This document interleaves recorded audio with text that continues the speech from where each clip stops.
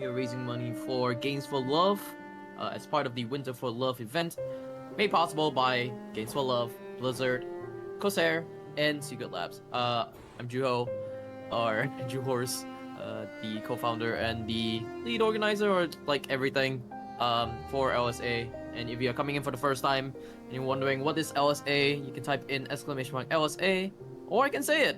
Speedrunners Assembly is a homegrown Singaporean speedrunning community that we just love speedruns. We just love to speedruns as a hobby, as passion, as anything. This is the final run of the marathon. If you want to go ham on the donations, if you want to, you can always just donate by typing !donate.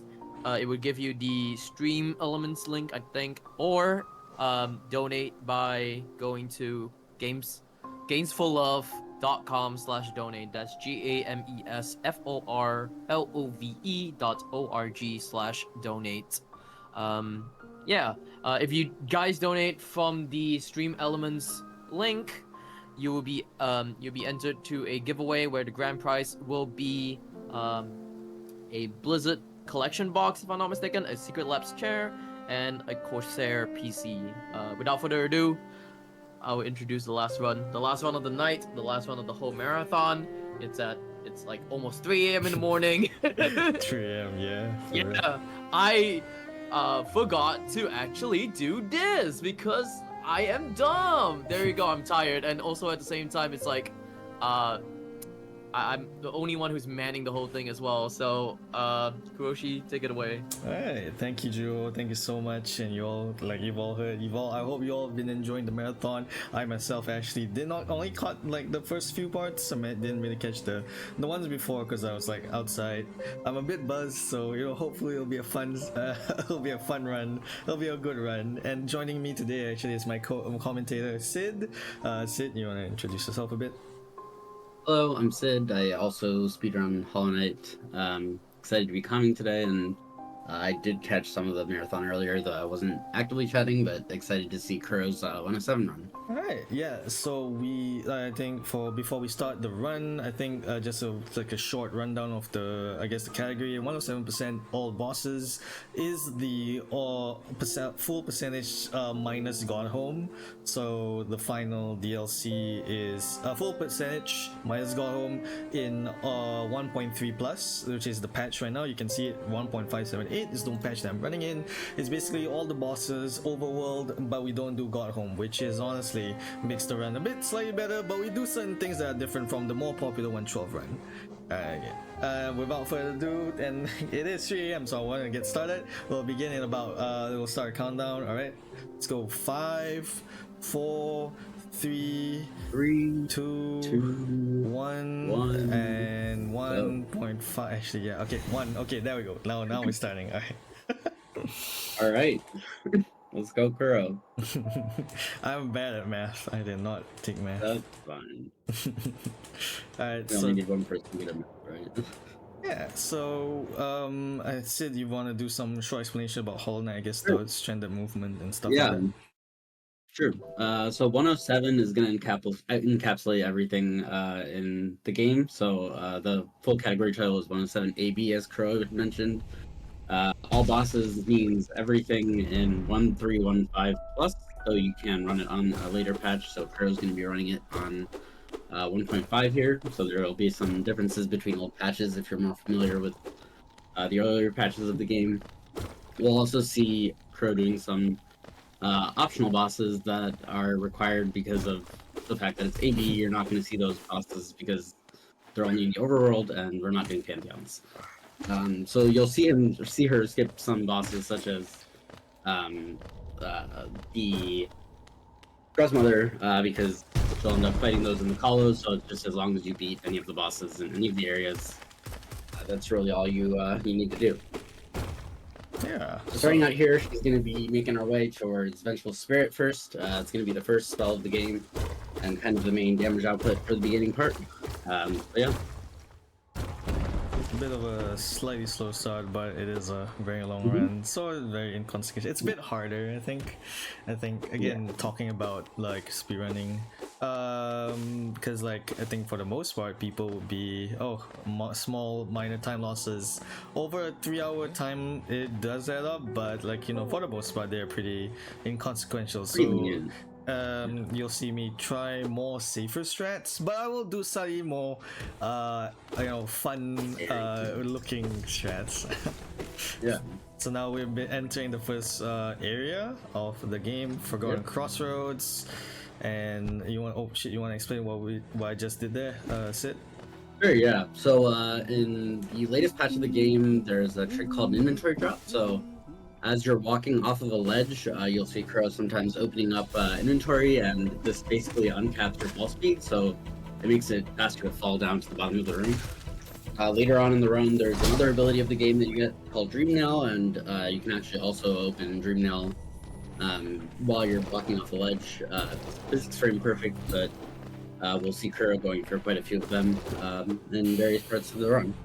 Yeah. So, like I think Sid mentioned earlier, our first goal is to get the Vengeful Spirit spell, which is the first spell of the game, and is the main damage dealer for the beginning part of the run, up until, in fact, for most of the run, until we upgrade the spell, basically. Yep. Yeah. VS to Shade Soul. So for the most part, we the movement is all walking. For the first about 10 minutes ish of the game, give or take. Yeah. We get movement a little bit later, but the spell is required for getting the first movement. So no, not necessarily. Not necessarily required, but optimally, optimally, and it is a percentage, so you might as well grab it. You know what I mean? Exactly. You guys got time for one donation? Of course, yeah. Cool. Yeah. You got a donation, $20 donation from Serpentax. Just says, hi, go Kuroshi 94, Hollow Knight best speedrun, and Sid best commentator. Thank you, Charity and Live Speedrunners Assembly. Thank you for donating. Oh my god, thank you to donating.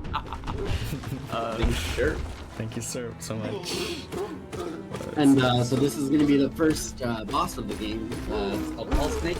Generally some shorter categories that don't need the Geo or the Speed Crest will skip this boss by breaking the wall open, but in this run we will want the Geo chest because there's a lot of things to buy, and we need the Speed Crest to enter City of Tears early on. There's some skips that you can do to skip getting the Speed Crest, but it is going to be easier for this run. And it is also a boss, so it's part of it. It is also a boss. So there's a requirement. All bosses, yeah. So in previous iterations, in previous patches, we don't have 100. Okay, wow, that's a lot of money loss. But so in previous iterations, particularly the more popular speedrunning patch of 1221, they do 106% because the extra 1% is actually gone. Is not in older patches, and in 106%, it's just complete in TE. So there are some slight changes, trying to differentiate from just a regular old patch difference. And that is the first spell that we just collected. Yes.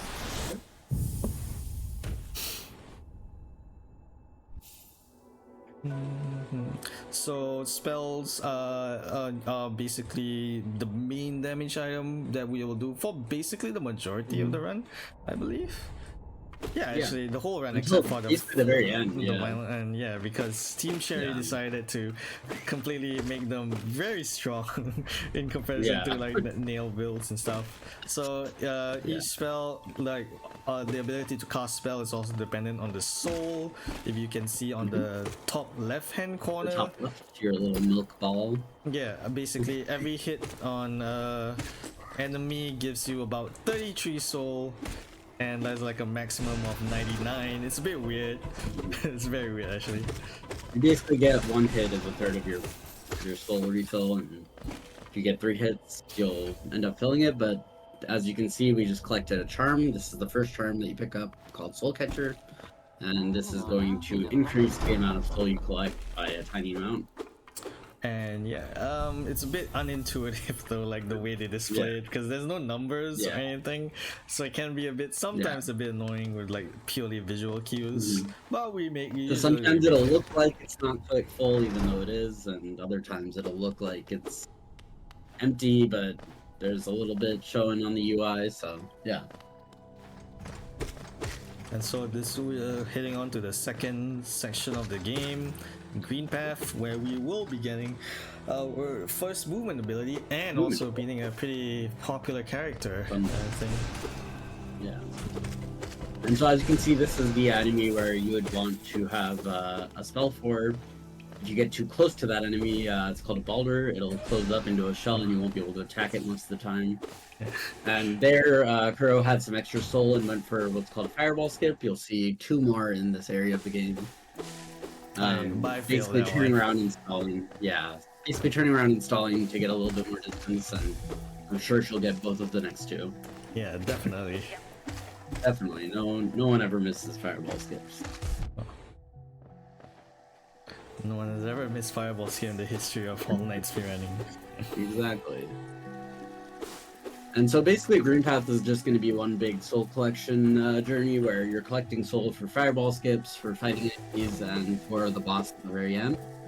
So you'll basically see Kuro doing a lot of calculated soul collection for that fireball skip, and you'll see a few more reasons to collect soul as we go forward.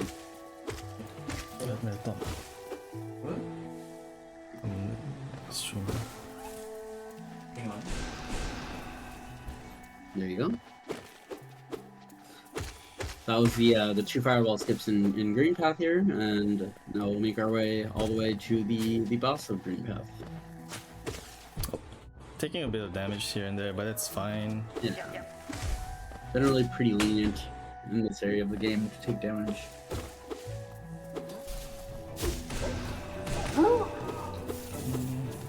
And that was another example of like a small technique that we tend to do called fireball doubles.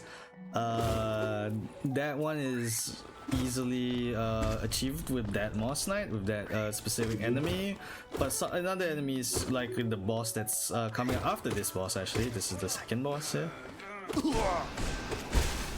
Kind of an easy one actually, but it's actually a boss, so we kind of have to do it as well. Yeah.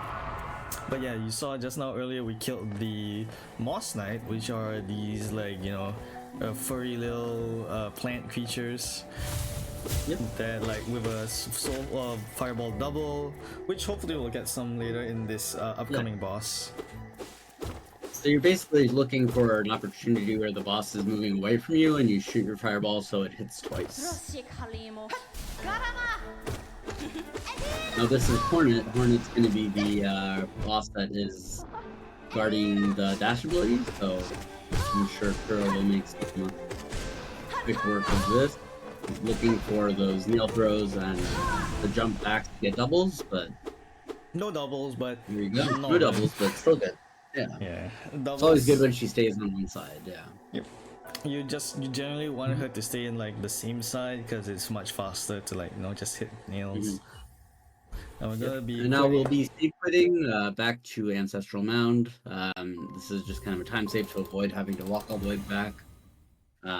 We save quit back to a bench that's closer to where you're trying to go next.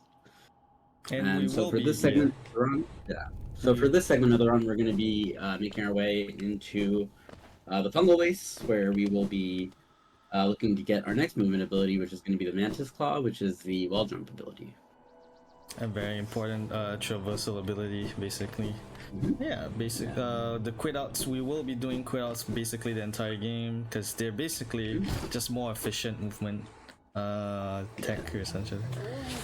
Yeah, faster than walking back, especially since Hollow Knight is measured with loadless, so saving time on those loads.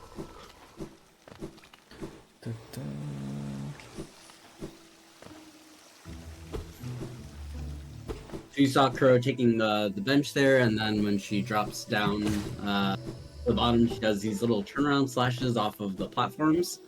Those are going to be another way to adjust your positioning sometimes. Not super common, but definitely useful in that room.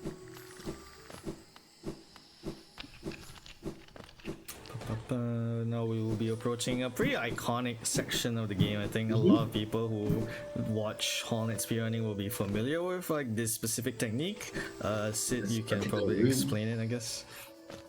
Yeah, so basically, this is going to be an E-Pogo. It's an explosion pogo. So Kuro's going to dash off the wall here and shoot a fireball and pogo off of that explosion there. Not really explosion, but in the latest patch, yeah, exactly. So in the latest patch, you can only pogo off of the actual spore, but in older patches, we were able to actually pogo off of the explosion as well after it exploded.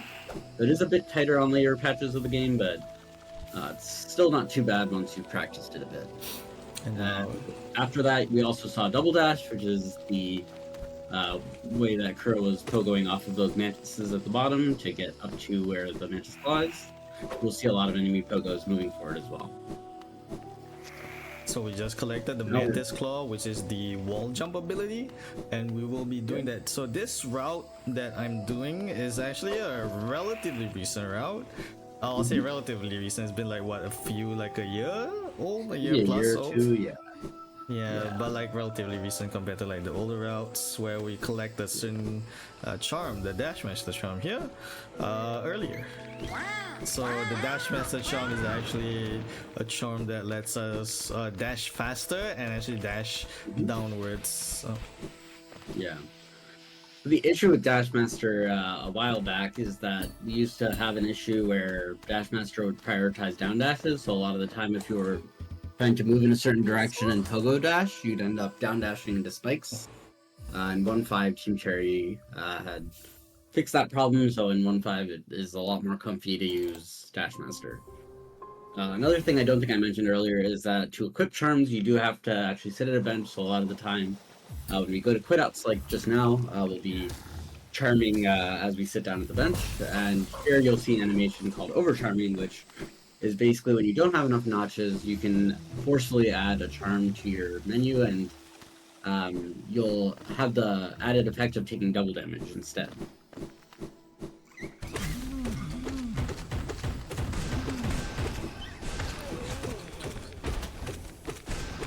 Now, these are Shroom Ogres.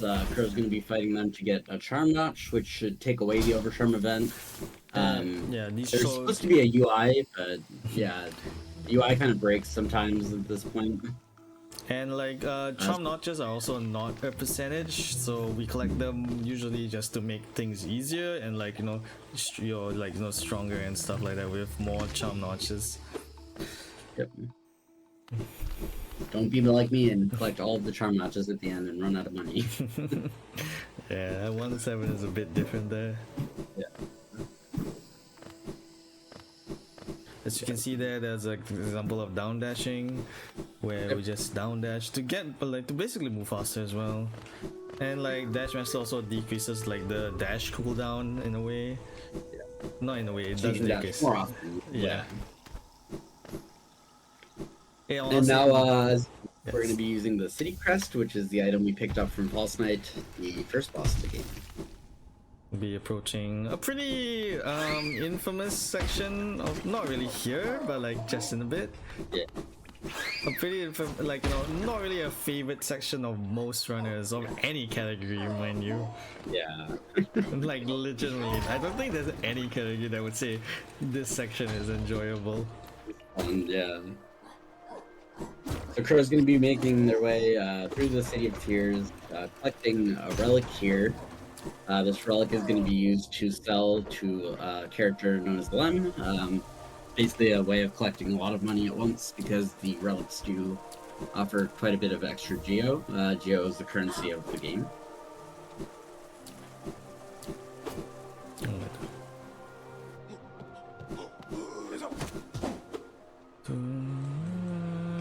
Getting some lovers on the way as well. Lover's son? Velmi Archer. Gachael. Helma Delker.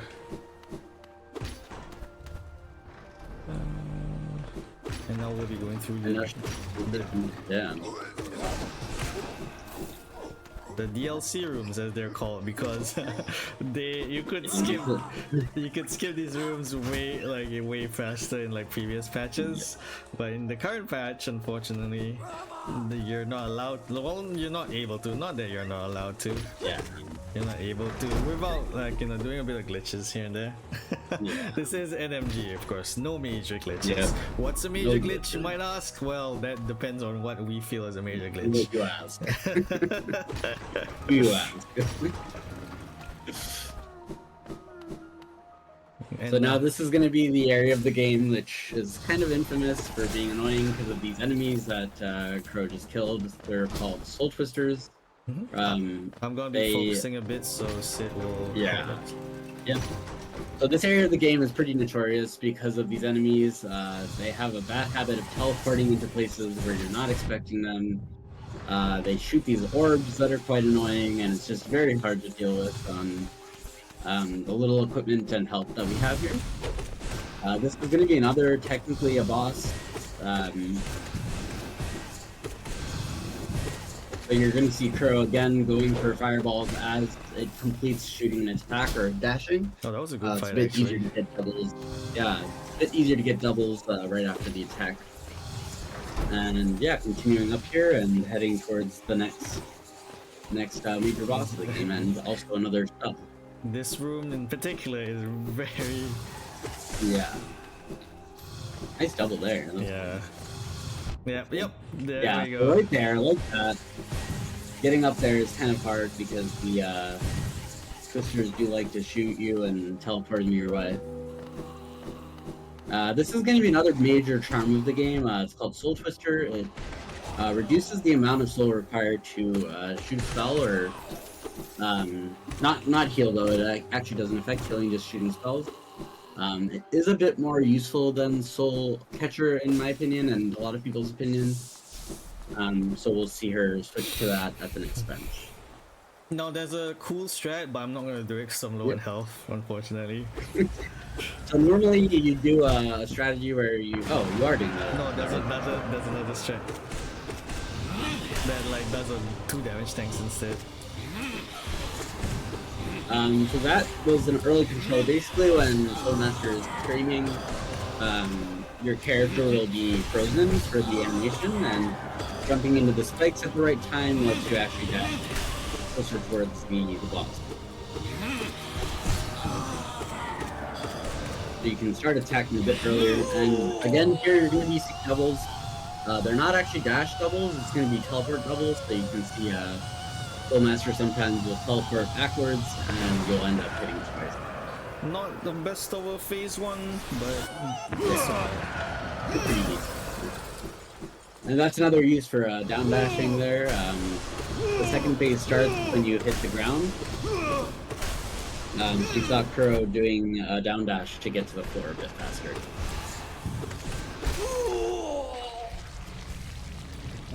Another big thing that I don't think we mentioned earlier is a kind of smaller tech called the nail cancel. So you see Kuro a lot of the time is doing nail fireball.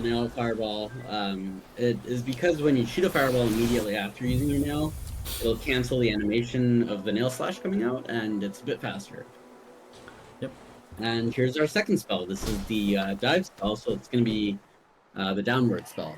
And in the future, we'll start getting some upgrades for these as well, but for now, these are going to be our two big spells. Collecting some more money here. We'll hopefully see a fake dive here. So this is when you hit these breakable floors that you don't actually fall through the ground. It saves a bit of time having to climb back up to the top there.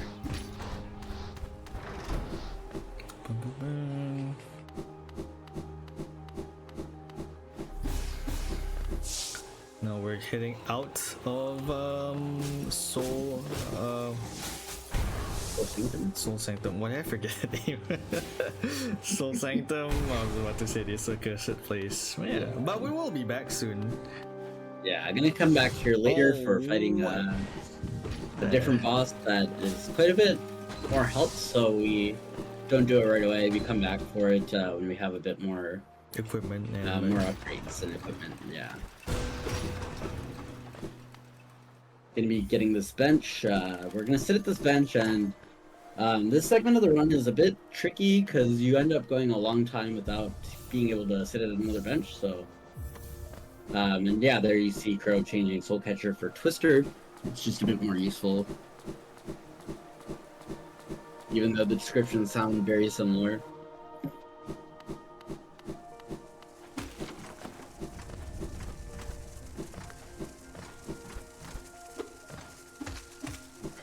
Now this item is going to be what's called a simple key. The keys are used for certain doors and unlocks in the game. We're going to be using this one to get into, I believe, Royal Waterways later on in the run. I think this is the only key you pick up in 107. Yeah, I think so. Yeah, I mean, yeah, this is the only key you pick up. Yeah, it is, I think, Waterways. Yeah. And now this is going to be the main mode of fast travel. The stags I don't think are required, but they are very helpful. And you saw there Crow doing something called Fire Bell, where she goes to the exit of the room and shoots the bell to activate the stag and exits the room and re-enters. Since it's loadless timers, it's actually faster to let the stag come in as you leave the room and then re-enter. It's actually slower in real time, so which is Yeah, funny slower in because real like, this marathon is being done in real time technically. In real time, yeah. Then grabbing another relic here. This is going to be sold at Lem again later on, and we're going to make our way towards Crystal Peaks, collecting a couple more things on the way. We'll see our first grub of the run in a second. Yeah. Second grub. Oh yeah. The first grub was the one fake dive grub. Oh, it's same. Yeah, same thing.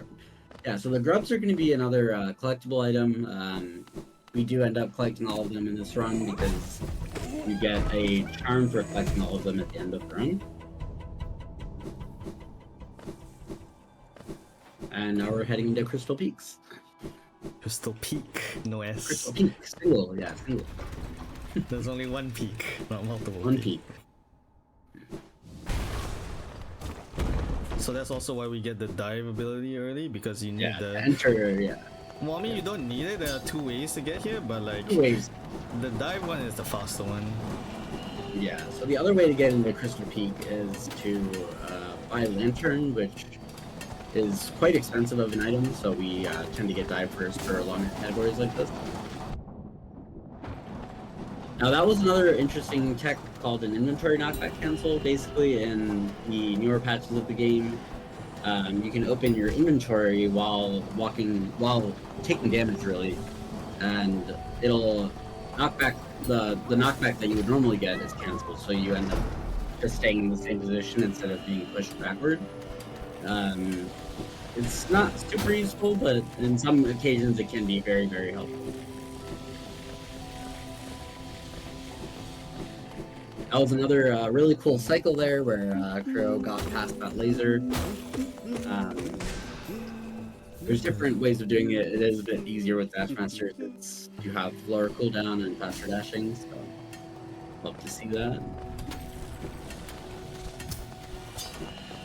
This is going to be a different key. It's not the same as the simple key. This one is called shop keys, so they are going to be using shop key for unlocking more items at one of the shops later on. So it's a really nice place to Crystal Peak. Yeah, I love it. Such a nice place to look at, but such a terrible place to do speedrun though. Yeah. Opening this lever up for later, and now we're gonna head to the right to get another movement ability. It's if people are familiar with like Metroid's Super Dash, it's basically the Super Dash ability of the game. It's called Crystal Heart, but we call it C Dash because it's just a Crystal Dash. Yeah, Crystal Dash. The item itself is just Crystal Heart. Yeah. No. Now again, some fun movement here, getting past all these laser cycles before collecting.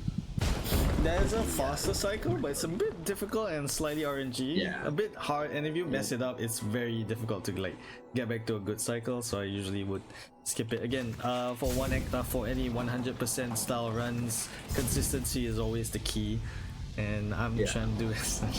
It's also a marathon run, so you know, like we'll do some cool shit, cool stuff, but not now. And now with the Crystal Dash, we are able to access certain parts of the map that we were not able to beforehand. Yeah. So we are approaching a pretty difficult-ish room. Sid, if you could explain it. Yeah. Yeah, so in this next room, we're gonna hit this lever and collect a grub and make our way to get another spell. So as I mentioned before, there's a lantern ability, but this room is gonna be dark here because Crow doesn't have it yet. So making your way through this room, you basically have to memorize the pattern of jumps and dashes to get through here. But no problem. Not too bad if you practiced it, but yeah. Pretty scary for people that aren't familiar with it. And so now we're going to break this dive floor, so if you could take a guess, this is going to be our upgrade for dive. And this is a fun little trick that hopefully Crow will not have issues with. But you're luring that one flying crystal hunter, I think it's called, up to this area because the dive animation, the dive upgrade animation is quite long. So you're looking for it to hit you out of it. There you go. Buggy was friendly with us today. So you kind of have to like aim it correctly. If you don't mess it up, you can't like not get the spell, which has happened to me before. Yeah, if you leave the room too early, you will end up not collecting it. So it can be annoying because you have to go through the room again.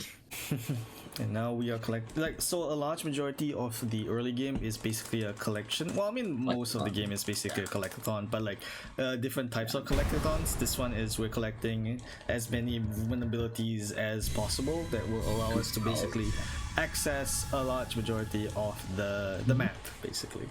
But later, we are now accessing... so this is going to be Dreamnail, yeah. So Dreamnail is kind of one of the required elements to beat the game without glitches. It's going to be used to collect the Dreamers, which are kind of the big three things that you need to actually beat the game, the base game. It's also used to collect soul, so if you hit an enemy with Dreamnail, you can collect soul. And you'll see it used for knocking enemies back sometimes, and a couple other cool things, so yeah. This is also the ability that I was saying you can use similarly to inventory drops, so you can use Dreamnail as you're walking off the ledge to fall fast as well. And Dreamnail at the same time. And Dreamnail at the same time.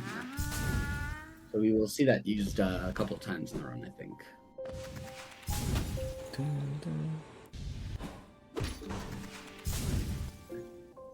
Unlocking another stag here, and dropping down into crypts. Oh god, that's so rude.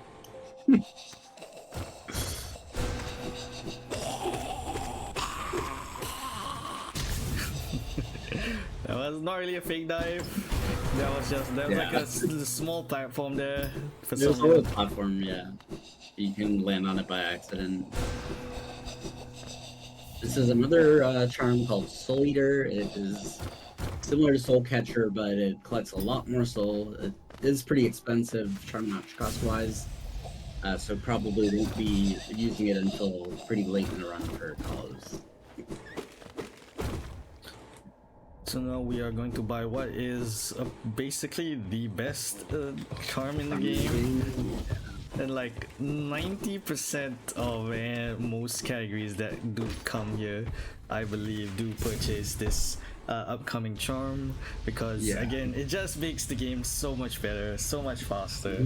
For some reason it's just completely imbalanced, and I don't know why. It's so also you're gonna see Crows actually re-entering Crossroads here. This is kind of where you normally skip into City of Tears, but since we got City Crest, we come back this way and collect Shaman Stone here, which will increase our base spell damage, and we'll also be buying a Charm Notch, which will increase our charm capacity. And now Crow's going to be saving an NPC in the game called Sly. Sly is the person who sells items in the beginning area of the game Dirtmouth, and also is the reason we picked up Shopkey earlier. Shopkey is going to give us access to more of Sly's inventory. And yeah, now we're going to be collecting another grub and making our way out back to City.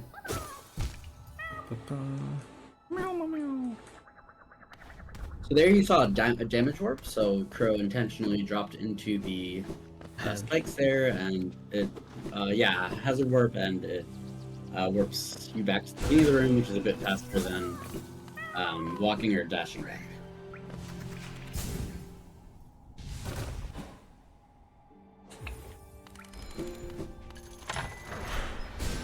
Another fireball here, shooting the bell to leave the room and re-enter. It's like about 0.5 second time save, but you know, over a course of 3 hours, that is a pretty big. It doesn't really make a difference. I would say it You do does. enough of them. Yeah, if you do enough of them, it'll add up. Yeah. So now we're going back to the slide to buy the elegant key, which will open up another area for buying or collecting a spell, which you'll see Crow save quit back to now. Oh, I golded that split. Nice. Nice. Alright, so I'm gonna focus a bit for this entire section. Yeah, so this section can be a little bit scary sometimes. Oh, doing an overcharm build, nice. So we're gonna see Crow overcharming here. So they will be taking double damage, but hopefully it shouldn't be an issue. Hopefully. The first arena is going to be the same enemy that we encountered earlier with a bit of a twist. We have more spells and abilities, but there will be these little polys spawning around the room. They can be kind of annoying sometimes. That was really good though. Yeah, I got lucky there. But yeah, good luck with the D darts. Sometimes Norman will just teleport out of them. So like the that can community has called that boss Norman. Well, Norman 2 really. The Norman first 2, one, yeah. the there's first one two, that we, yeah, the first one that we fought in the previous Soul Sanctum area was Norman 1. This is Norman 2, and we do repeat this like calling 1 and 2. There's thing. a lot of bosses and enemies that just have names that the community's given them. I'll try to point them out as we see some of them. So now we're making our way back through Sanctum. It's thankfully a lot easier this time with C-Dash and some of the levers opened up. We're going to be making our way back to where we fought Soulmaster earlier to collect Soul Tyrant. And so the reason we're doing this is first of all to satisfy the all bosses requirement, but also because the second harder version of bosses a lot of the time will give you something called Essence. And Essence is going to be something you can use at Seer, the person you saw after we collected Dreamnail, the Moth Lady. So she'll give you some different items and abilities and stuff as you collect more and more Essence. So this is going to be Soul Tyrant, a bit harder and faster version of Soul Tyrant.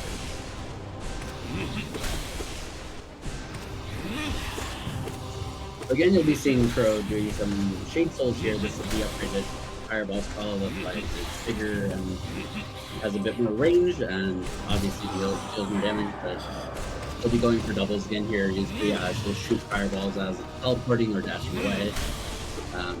Shade Soul deals a lot more damage than your basic health at this point, so you do want to focus on using spells. The additional range is also nice because sometimes when you have really fast moving bosses, you're trying to deal damage from far away. It's not great when they're teleporting away from you when you're dashing away.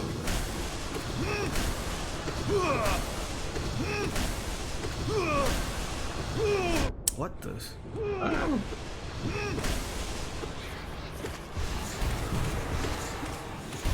The other interesting thing about this dive spell, which is really nice, is that really late. I genuinely thought he would have died there. Oh well. Yeah, I thought so too. That was very weird. Yeah, that was rude. So the other nice thing about the dive spell, the reason you see Crow going for D-Darks there is because you get iframes, especially with the orbs playing around. That'd be nice to have the iframes. Gonna have to do this fight again, but not too bad because dying to these like green bosses is not considered an actual death, but you don't need to retrieve your shade, which is what happens when you die for real.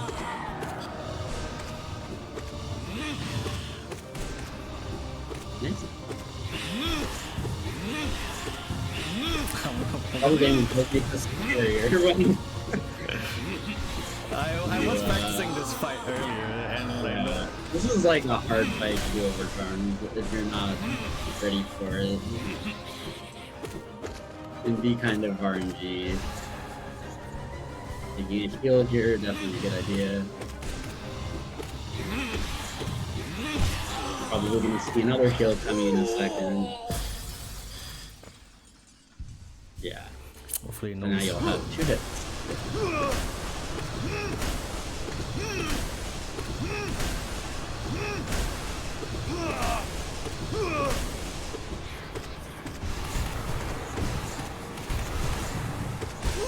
There we go.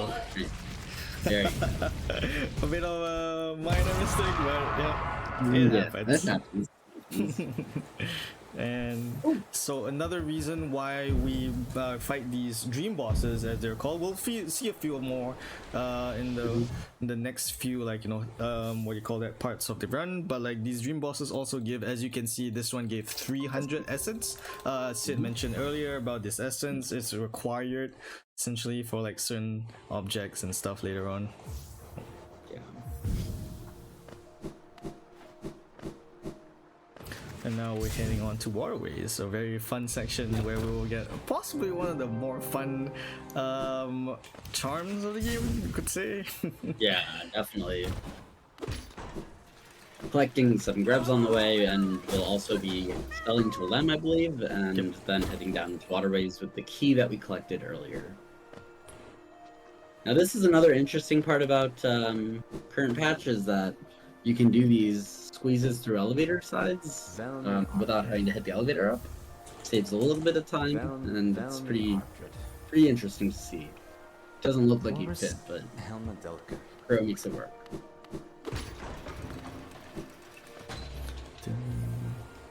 Now using the key to get into Waterways.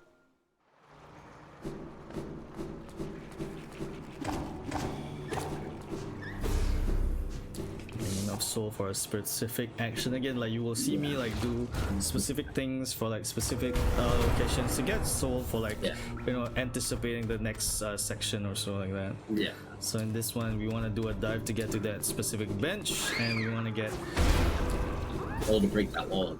yeah, because A lot of walls in Hollow Knight will take burning L slashes, but shooting a spell is gonna make it happen instantly. That enemy is a bit RNG, so sometimes you'll just get hit by it, unfortunately. It's a terrible enemy in this game, worst enemy. Yeah. And you'll see that Kuro is able to quit out from certain animations like that. You want to make sure you're not doing it too early, otherwise you won't actually collect the item, but I'm sure Kuro has live split open so she can tell when she's actually picking something up or not.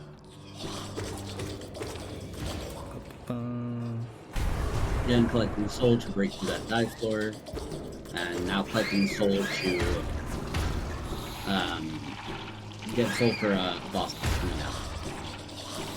So this is Hollow Knight's most beloved boss, I'd say, in my opinion. Ooh, that was close. Very annoying. If you like fun ASMR volume, turn your headphones on right now. And just as easily, we also dispatch. Just as easily, yep. Well, most of the bosses are actually quick time events if you really think about it. Yeah. Like, there's not really a So lot. that charm. Yeah, sorry, go on. So that charm is called Fluke Nest. Fluke Nest has some interesting properties in different patches of the game, but generally what it's used for is spells. So when you see next time Kuro shoots fireball, it'll dispatch the little fluke instead of a fireball.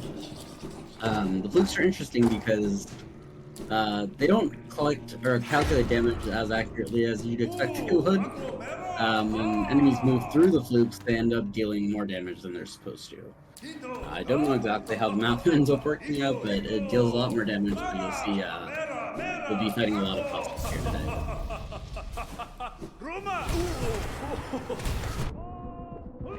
That was another form of early control where Kuro does a dive into the enemy before it wakes up and is able to continue attacking while it's screaming. Nice. And there you go. That was the quick kill using the flukes. Saves quite a bit of time. So this part is a And bit that's another difficult, so I'm gonna try and focus. Yep. This next part of the game is going to be collecting another ability that lets us swim through acid. There's quite a few skips here where Kuro will be sea dashing through pools of acid. I think overcharmed again here. So No, I'm not. maybe, oh, I, no, not I overcharmed. am not overcharming this section. There are a few runners who do overcharm this Yeah, section, I know. but I absolutely like just downright. Yeah, dying here really sucks because you have to come all the way back from the bench. So that was another interesting thing. Yeah, so when you C-dash into that wall there's a bit of a slope above it, so you need to kind of time your height and dash timing pretty well. And now dropping back into the acid to rewarp back here. Oops. And collecting the Ignis tier. Like this So specific normally you section. want one of those farms. Yeah. This specific section Only is actually one very of those. difficult. Yeah.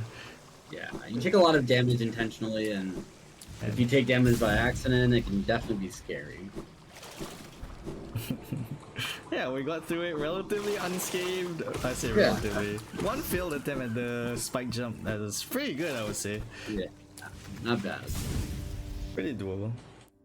Good. Now dropping back down through the broken elevator here and heading into Basin. Alright, broken bridge, please be nice. That C-dash is also a bit RNG. The enemies can sometimes be too low or too high and hit you and throw stuff at you, and they can be mean. But thankfully we are going into this area where we will get another bench pretty soon. Taking the safe strat of dropping down the first. I mean, First area. it's a 0.1 second time save if we do the Yeah. dashes, so it's like, it's really not worth it, if you ask me. Then... And again, leaving the room here when you unlock the toll bench because it'll save some time loadless. But like with loads, it's... It again doesn't really matter. So because of Hollow Knights, yeah, like Sid mentioned, because of Hollow Knights loadless, what do you call that? Timing. A lot of strats we do are actually lose time in the real world, but like a save time in the live split. So you see me do most of these. Again, most of it is pretty good. Just muscle memory and easier to do what you're used to. Making your way through all these small arcs here. We're going to be going towards some bosses that will give us our double jump ability called Monarch Wings. Taking a bit of damage here, but getting heal for the bosses. Yeah, definitely a good idea. No, And I'll see another cool trick here if called I a could get trans it. dash, where Crow will dash into this wall and jump immediately. It kind of helps you dash outside away from the wall a bit. It can be a little hard sometimes, but there you go. I haven't gotten that trick in the first try in like a while, so it's a bit Yeah. annoying. It can be a bit tricky sometimes. So yeah, we're meeting So now this is gonna be our sibling. Look at Yeah, that, that cute little boy. It's just like But unfortunately, he wants to kill us. thankfully this boss isn't too bad. Generally doesn't give people too much trouble. Yeah, with Yeah, the dark, yeah. so the basically the level 2 version of the dive spell is very easy, and with shade souls as well. Now we're heading back to, as I mentioned earlier, dream bosses. So this one, Lost Skin, gives you actually a pretty sizable amount of essence, 400, the most in the game for some reason. So I need to focus a bit. This boss can be pretty tough for new players, but thankfully speedrunners have found a pretty nice strategy to kind of stunlock it with this loadout. So you'll see Crow doing some dives into nail slashes and shade souls, and it basically just stays on most of the fight. To get out of cycle, it can be a little hard, but it's really not too bad once you practice it. We'll also notice that Crow might start taking damage at some point intentionally, and the reason for that is that after the boss is killed, there is a bit of an animation, and if you die to the little orange bubbles flying around, I ended up killing them, but That is generally you can die to them, and it saves about 7 seconds. 8 seconds to be exact. Yeah, 7 or 8, yeah. Yep. That was very rude, but it happens. Yeah. When it happens, Nice when it stays alive. when it happens, you just do the thing called what most speedrunners do and cry. Waiting. Crying and waiting. Now we're gonna collect another movement ability, Monarch Wings. I think Sid mentioned it already. It is the double jump ability of the game. Yeah, it's pretty decent. It's pretty good. And it helps us. Honestly, it's a much better movement ability than Mantis Claw. Shouts to Rando. Where you will want dash and wings in most cases, rather than a claw in any case, because claw is boring. I can assure you that claw is very boring in Rando, not in vanilla. So we'll see we save quit and head back to the left again. This is because there's a grub over here that we need to collect, and We needed wings to easier do to it. get. Yeah, easier to get with wings. I mean, you can get it without wings, but again, All, but yeah, you have Shades Soul at this point, so you need wings to get up there now.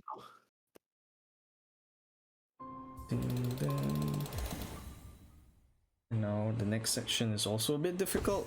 We're gonna be again most for the large majority of the first few sections is collecting. So now we have most of our movement abilities. So now we're about to hit to like a second part of the collectathon, which I think honestly is a bit more fun depending on how you see it, where we do this thing called collect Grim Flames, which you will see in a bit. But before that, we will need to. We're going to do a boss called. We're going to collect the charm on the way and collect another one of the boss's essence.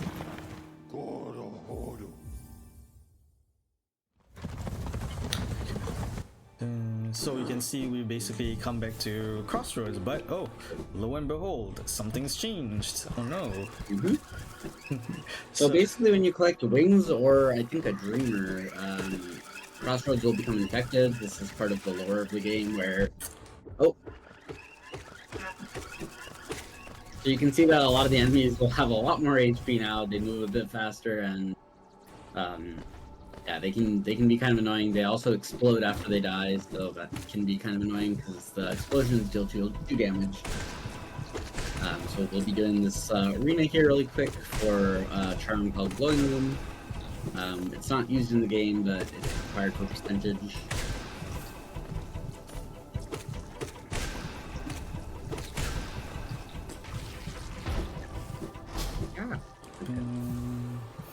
Now, save quitting back to the bench here is mainly just to switch charms. Flukes is very good for the next fight we're going to be doing. We could explain to you how Flux exactly works, but it's a bit difficult. Yeah, so a bit complicated. You can see. Hopefully, I can demonstrate it. I have been practicing this fight. Yeah, hopefully this boss can be a little bit of RNG the first phase, but I'm sure Kuro will get it perfectly first try. And since this is a marathon, right. I'll spare a little critter. A lot of people love the this little enemy here past this breakable wall, the maggot.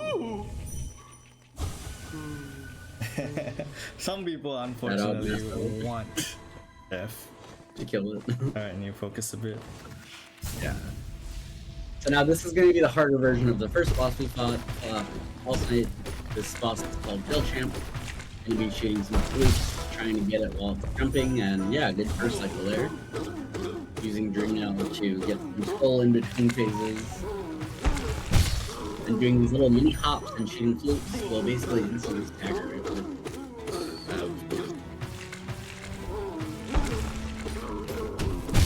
and sometimes, yeah, you just won't get enough damage because flukes is weird, but yeah, a good fight. Great. Nice. So this, yep, that was a really good fight. A bit slow because I didn't get the instant like staggers, but like. And now shooting flukes here to jump into the pit there because it'll still count the boss as killed. It's just skipping the animation, similar to when you would damage warp out of Bosskin. That was a good other example of how you do that. So now warping back to the bench and making our way to Dirtmouth.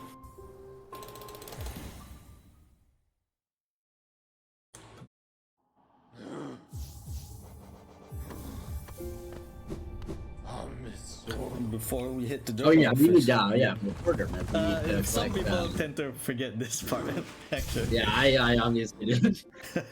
So first, we're gonna make your way back to the Seer, which is gonna give you some stuff for all the essence you collected from Lostkin and Failed Champ. And most importantly, you'll be getting an ability called Dreamgate, which is basically a way to Whoa! set a Ability. portal. It's not an ability. Yeah. It's not a skill. It's not a skill. It's not collected in all skills for whatever reason. It's a way to basically set a save point and warp back to it at any time you want. Setting and warping actually costs essence, but generally it's pretty lenient for how much essence you need in this run anyways, so you'll see us setting a couple of dream gates along the way.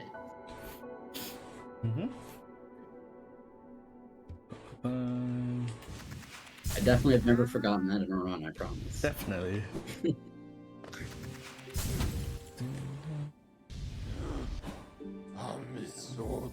It's now stacking back to Dirt Myth and benching, and we'll be heading back to the beginning part of the game actually. So there's an area to the left of the beginning part of the game, so we'll see Pro make their way to Howling Cliffs.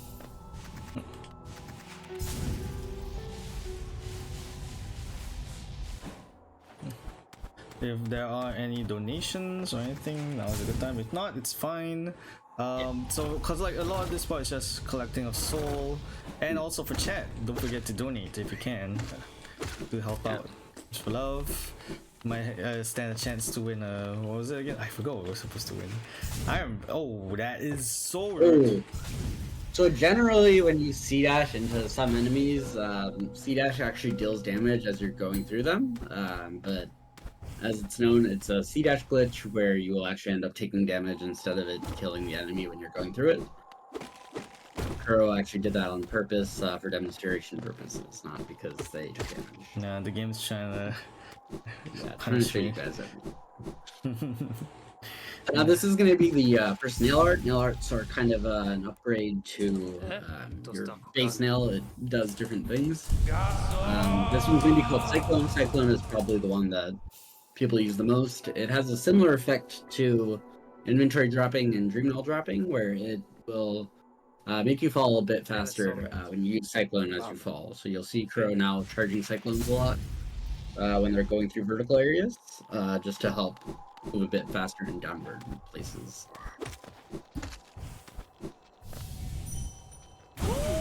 I think this is the first Dream Warrior, if I'm not wrong. Yep.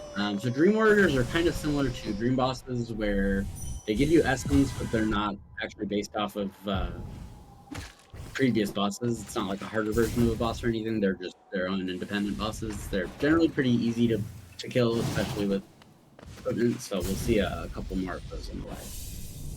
So what I did just now was, so if you're absorbing essence from a Dream Warrior, there is an animation which you can get out of it with a damage tank. So by luring down a Venge Fly, which are those little things, you can get out of the animation early. Oh, a bit weird there. Now this next part of the run can be a bit scary for some people. I think Kuro's practiced this enough, but I'm gonna focus. Going to be setting a Dream Gate here and heading into Joni's. So this is another dark room where you can't really see where you're going, but if you memorize where all the platforms are and do enough practice, generally it's easy to get through these rooms. So you'll see Kuro pogoing off spikes and killing enemies on the way, and hopefully not dying to anything. Nice. So there you go.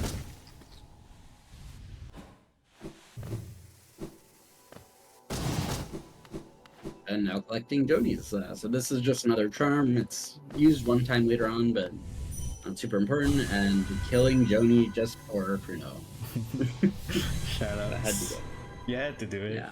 You get an essence there, but it's not really required. It's just for fun. Now this is the main reason we're coming here really, is to collect or to light this lantern. This lantern is called the Nightmare Lantern, I think. It's going to be used to activate one of the side quests from, I think, a DLC. So yeah, that's kind of the big reason we're over here. So now activating this quest will start up the Grim Troop quest. So we'll see Kuro is going to start using a charm once they collect it later on, and collecting Grim Flames. It's going to be our next big collector.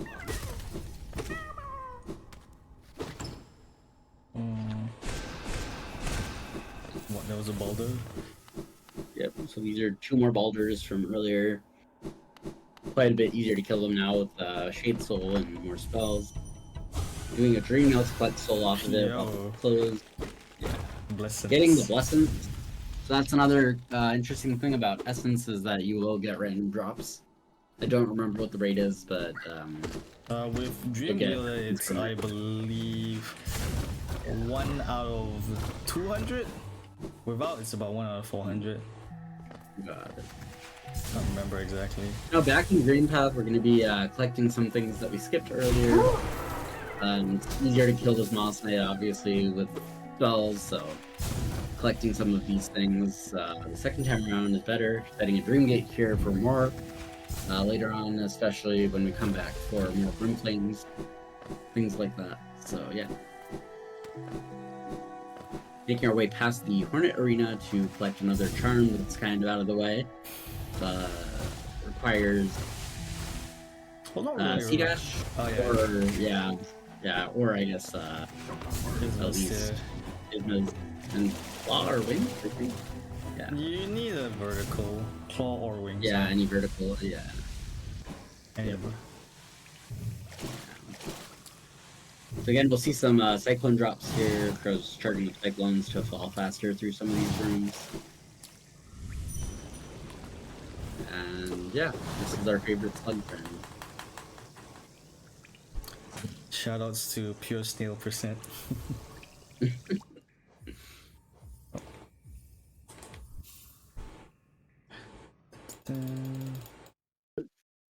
Now we'll save quitting back to Dirt Myth.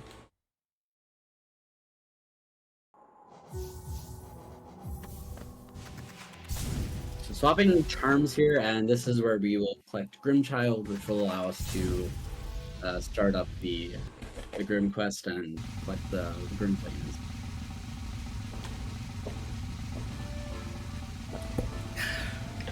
Grim is also part of 2 boss fights that we'll see later on, so this is definitely one of the more popular and fun bosses.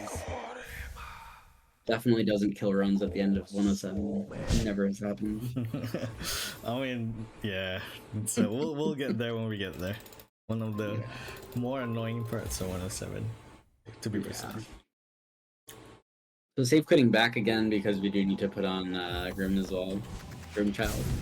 And now we're going to be making our way back into Crystal Peak.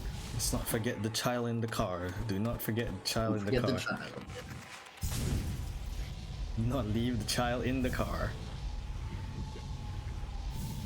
Now we have C-Dash. Now we have C-Dash. We can use wings to actually get up past this elevator here. And yeah, this area of the run, to me at least, is one of the harder parts. You go quite a long way without getting much place to heal. There's a couple of bosses here, and soul can be tight if you're trying to go fast. We'll see this Mimic here. Mimics are a kind of fake grub. They, when you break their jar open, they'll attack you instead of just digging their way back to their father. But they're useful for collecting soul. Yeah. So now this is our first Grim Kid. Yeah, or not a... Oh yeah. Yeah, so they are very loud for some reason. Flukes, a couple things in the game. Does this thing where it dupes the sound of the deaf for some reason.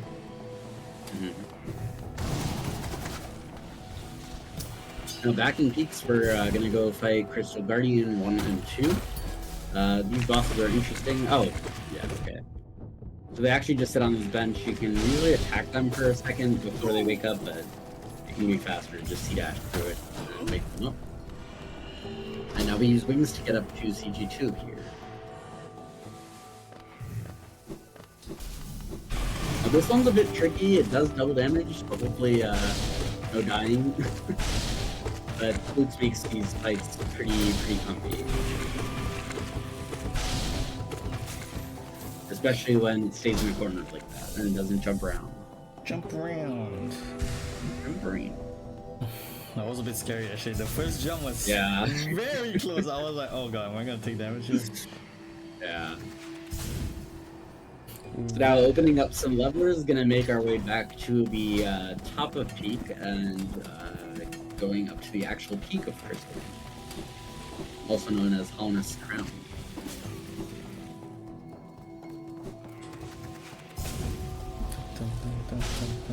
Another fun thing about having C-Dash and Claw here is that you do have a couple of rooms where there's a specific spot where you can stop and just kind of C-Dash through the whole room, going past a lot of enemies. So it's pretty convenient in areas like this. Fun little skip here where you could go off of this bunker to avoid having to walk all the way around.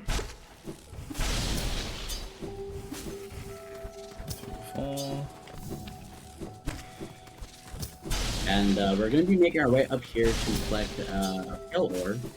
Pale Ore is how you upgrade the damage of your nail. You'll see Kuro kind of collects those quite a bit later on in the run, just because buying nail upgrades also increases the health of some bosses, so it can be kind of annoying to do them early on. So we do kind of wait to do them later on. And we see that Also shit expensive. because It costs a lot of steel and it's usually a late game item. yeah. Nice inventory drop all the way down to the bottom here. After those levers are open, you fall quite a bit further down, which is nice. Going through these crushers, collecting the grub.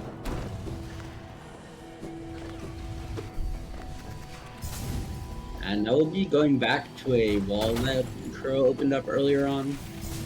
There's going to be another charm in here with a fun platforming section where you can kind of dash under some of these lasers and through the part where they kind of are shooting from. So it's a fun little platforming section to learn how to do.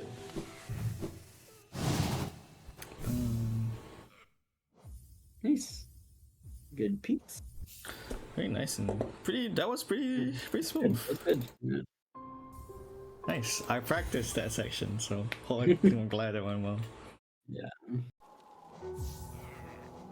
Now heading back and changing charms, going back into the city, we're gonna go back to city storerooms to collect some more Grim Flames and also a Mask Shard, I believe. Vessel frag, not mass shot. That's right. So Mask Shards will increase the amount of damage you can take, and the Vessel Fragments will give you more soul containers so you can hold on to them.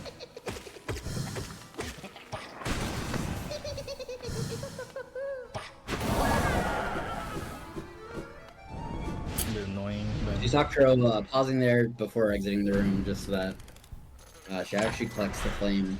If you leave too early, you won't actually collect it. you won't collect the flame, you have to come back, you have to fight. It's a very annoying section. Pretty annoying, yeah. So now taking this elevator back up, this is actually Crossroads again. Yeah, so heading in here to collect the Vessel Fragments. Which are, again, required for 107.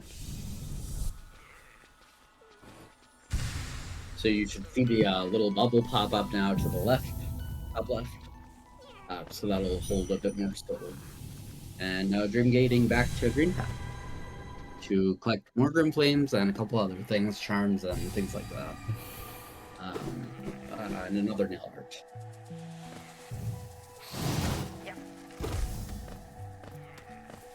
So again, you'll see a lot of cyclones here. It's pretty nice because of you can kind of move while you're cycloning if you time it well and do it at the right time. So the movement in Green Path at this point of the run is very fun.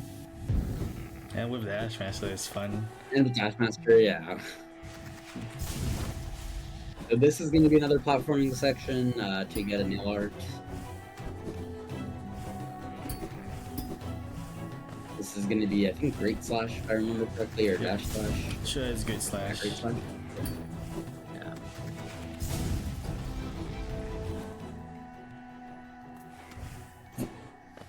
Oh. You can actually wall jump off of that bottom portion where Kuro tried to go, but it can be a bit tight. You'll hit the spike sometimes if you're not careful. It's genuinely once you like again, a lot of it is also practice, but like sometimes you mess up, like just now. Yeah. And now we have Great Slash, which is one of the nail arts. Like we already have Cyclone, we have Great Slash. These like slashes, I'm usually you will not see them in most open play because they're just take way too long, and they're just not as like good. I'd say. You might see them being used in the Coliseums later on, but it'll be a while. It's a D gate, but like D gate. Well, I mean, but like I'm healing. Yeah. That's the I'm healing. That's another thing. You'll save quit sometimes to get a free heal and then Dream Gate. It can be pretty useful if you're on low HP. Now heading up here to get a charm that we skipped. All Thorns of Agony. It's probably my least favorite charm in the entire game. But it is fun to go through this platforming sometimes.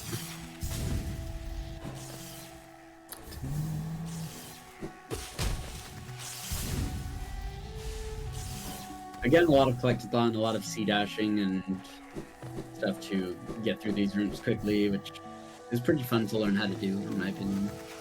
And now we'll be getting our next room claim.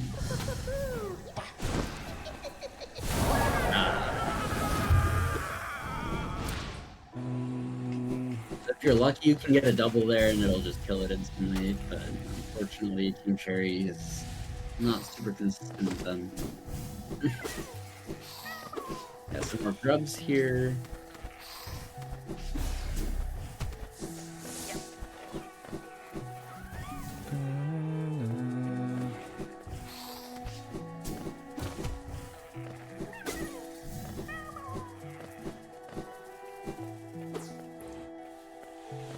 Collecting the soul again, I guess. Yeah. It becomes pretty formulaic after a point in the run where you're just collecting soul and collecting things. Now we're going to be making our way down into the bottom part of this side of Green Path. Setting a Green Gate and fighting the hardest boss in the game, probably. Mossy pets in chat. Mossy.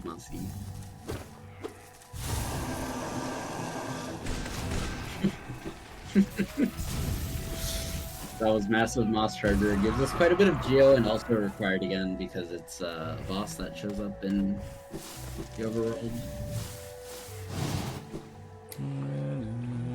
Now this area has a couple of collectibles for us, some geo and grubs and I think this one's a mass shard. It's a vessel frag. Will I ever remember which is which? Probably not. There you go. Yeah. Now we'll be heading back again. So once we collected three flames, yeah. So Grim is kind of done in phases. So once you collect the first 3 Grim Flames, you'll go back and you need to upgrade Grim. Upgrade Grim Child, yeah. But it's also like we need to buy the lantern that was mentioned earlier about lighting up dark sections. Yeah. The lantern is 1800 geo, so you can see Curl spent most of the geo she had to buy that, so yeah. That's why we don't buy it early on, we buy it later. It's pretty helpful for some parts. And I don't think anyone wants to fight No Eyes in the dark. You can't fight No Eyes in the dark, actually. Yeah. Because like the ability to dream nail her, it's gone. So it's gone. Yeah. So now we are heading back because now we have upgraded Grimkin. There will be a level 2 Grimkin all around Hallownest, but it's also a chance for us to head back and collect one thing that we actually forgot. Yeah, so this is a charm in the game that will be picked up pretty early on a lot of the time because it's right at the beginning. It's not particularly useful for 107, but it's called Fury. It increases your damage when you're on low HP. It's not really used in 107 as far as I know. You could use it in colos, but they're very Yeah. unreliable, It's risky. very risky.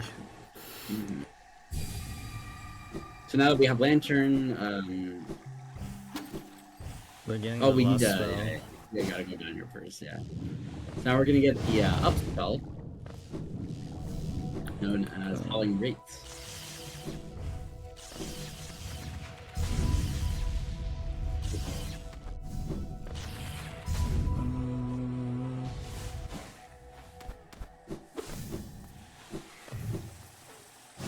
This section is actually a bit difficult sometimes because you are Yeah. overcharmed and there's no healing section.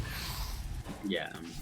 And this arena can be a bit annoying sometimes when the splits from the entrance come in, because they'll kind of mess you up sometimes, but I'm sure Crow's practiced this enough to be ready for that. Yeah, so using a lot of Shade Soul to kill multiple at once, and collecting soul as needed.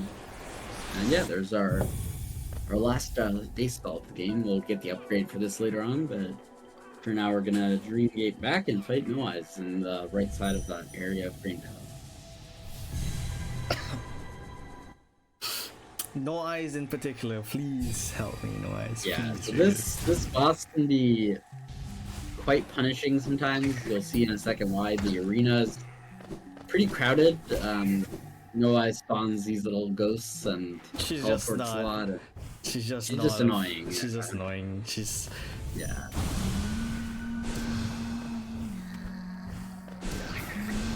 Oh. Thankfully, Grim is helping us a little bit. Grim will shoot little red projectiles that deal damage, but they can also be unhelpful. Now we'll see Kuro go for a Dream Nail drop here. Or oh, you can do it. So normally you would drop off of here at the correct time and fall into the spikes, which gives you early control, and you can now leave the room while collecting. Sorry. Bless you. Yeah. And yeah. And now we've we're basically done with Green Path. We can like no longer go there, and we're getting to new sections of the map. Yeah. Wait, it's wait, no, it is Grimkin. What am I doing? Nope.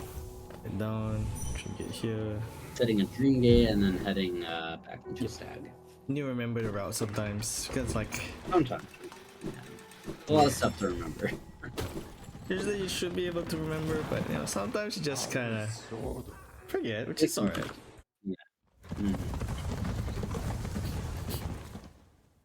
So now we're heading to Resting Grounds to collect one of the Dream Warriors, like Gordon that we had mentioned earlier. This one's called Zero, getting some soul on the way. And from there we'll head back into City of Tears through the elevator, which we'll see in a bit. So again, these Soul Warriors are generally pretty quick to fight once you have equipment. Hero for some doubles here. These doubles are a bit different because Hero's not teleporting, but rather getting pushed by the Shade Soul spell. And yeah, again, another Grimkins, you're going to be the harder ones again. Yeah. Still not too bad.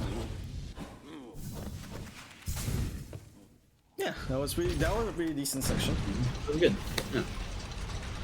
Also, something funny, you can see dash into the elevator to activate them. It's kind of annoying when you're not trying to go in the elevator, but yeah. This is another pretty big arena.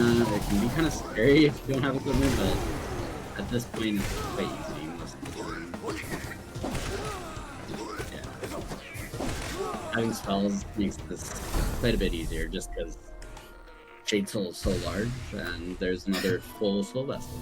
Yeah, Shaman Stone basically makes Shade Soul insanely huge. Mm-hmm. Yeah, so Shaman Stone increases the damage output of spells, but it also makes them bigger, which is good for range and hitting things if you're a bit low or too high. Definitely useful.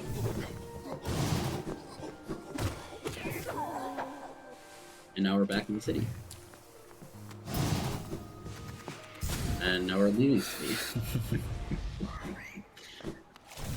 you can go under this little platform here, and we're gonna head into Kingdom's Edge. There's quite a few things over here that we'll need, but we'll make a couple come back here. First thing though is this beacon on the way.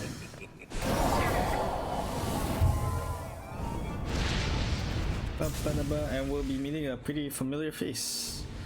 Yeah, we'll be seeing a character that we had met earlier on in the run for a rematch.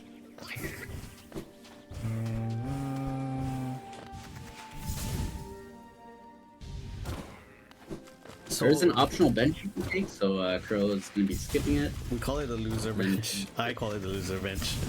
Oh no.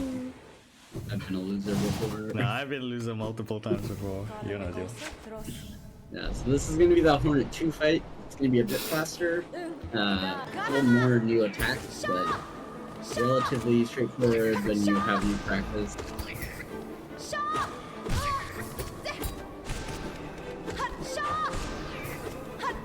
You're going to see Crow going for mostly these shape holes again, looking for some doubles. And doing some D-darts during the night there. You can't get doubles there.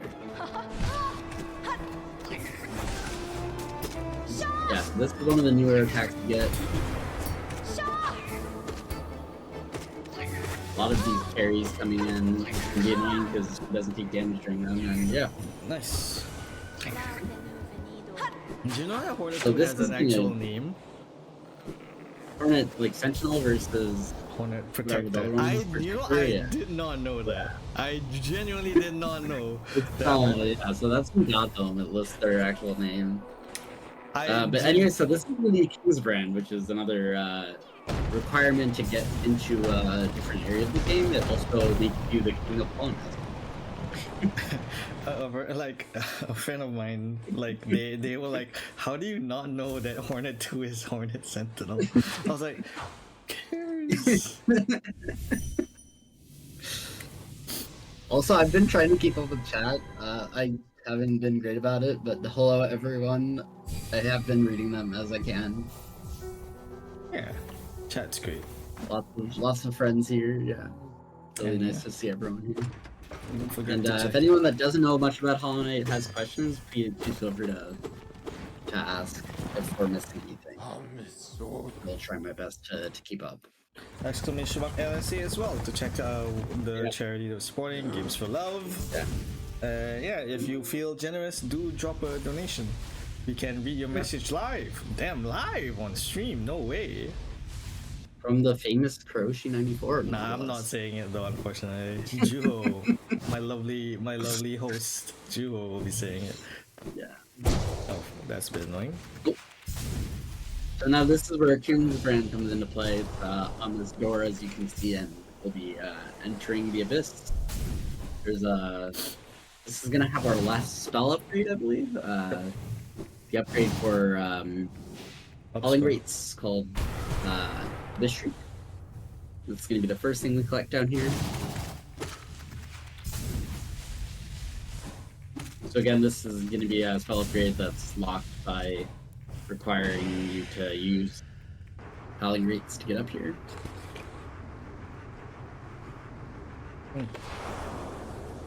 So this section of the game is a bit, it's quiet. You could say at least the Abyss, very quiet. And Not then much. we have Abyss Shriek, the final, what do you call that? Like Sid mentioned, the final spell upgrade. Now we have all spells upgraded, and you will be seeing Abyss Shriek a lot because Abyss Shriek, the most damaging spell. Yeah. Yep. Does about 180, I think, 140.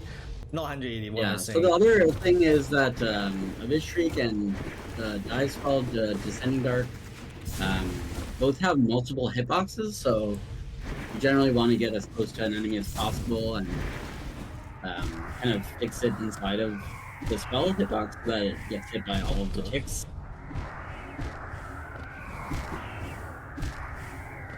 Or siblings are not being kind here. Very annoying, but we're getting. Oh, that's bad. Now we're lighting the lighthouse that lets us get past the I guess, void lake over here and into the right side of this room. Oh, we're getting dash too. Yeah. Shade close. So like you may have realized that like most of our dashes are not actually invincible. So shade close actually provides some invincibility to that. Mm-hmm. Now you'll see a safe quit again here. This animation takes a long time, but you can basically safe quit as soon as you pick up the item. So it just saves a bit of time. RTA again. Or loadless.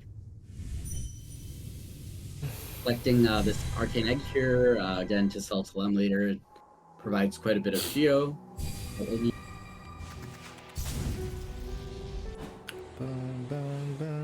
Now it's our first grub break, I think. Yep. If I'm remembering correctly. Yeah. If there are any donations, that'll be good. If not, we can just chill and listen to the grubs. Yep. This will be the first of 2 visits to the grubs to collect the rewards. Wah-ha. Hey. Wow. How?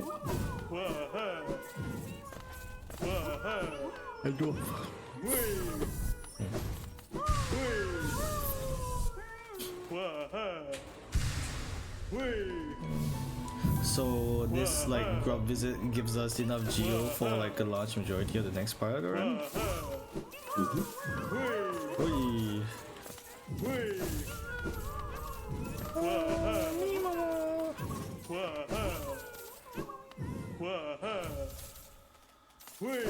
Now these rancid eggs are another collectible item that you don't actually need for this category.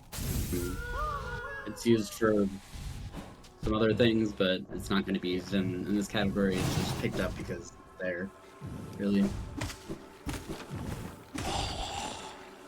And again, we're going to be dealing with infected crossroads a lot, so a lot of the enemies explode now, and the explosions deal double damage, so it can be a bit scary.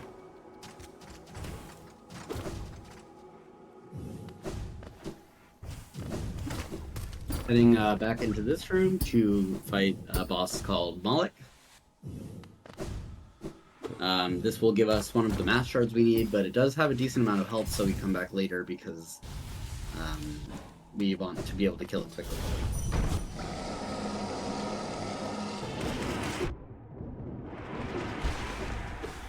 As you can see, the shrieks there make it quite fast to get through. Shoutouts to 4MS. Yeah. Shoutouts to 4MS. 4MS is a meme category where you collect 4 mass shards as quickly as possible, and you actually fight this boss with no equipment other than nil. Oops. Oops.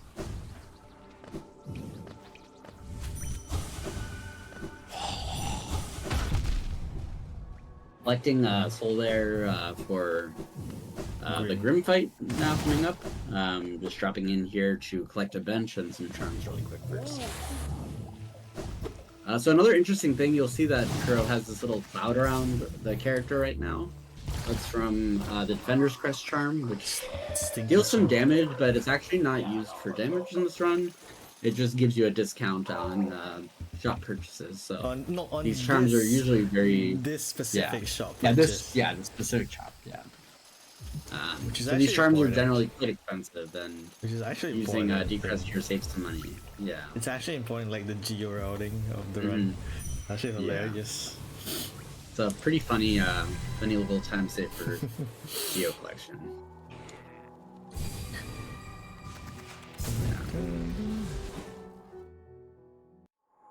And the first gym fight here, I'm trying to try focus.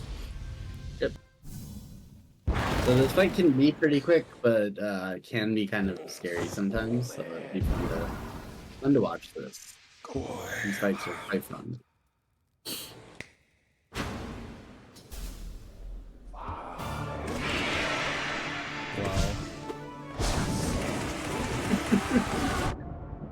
So you'll see Kuro's trying to stand right underneath and get those streaks out for extra damage. That was a good cycling too.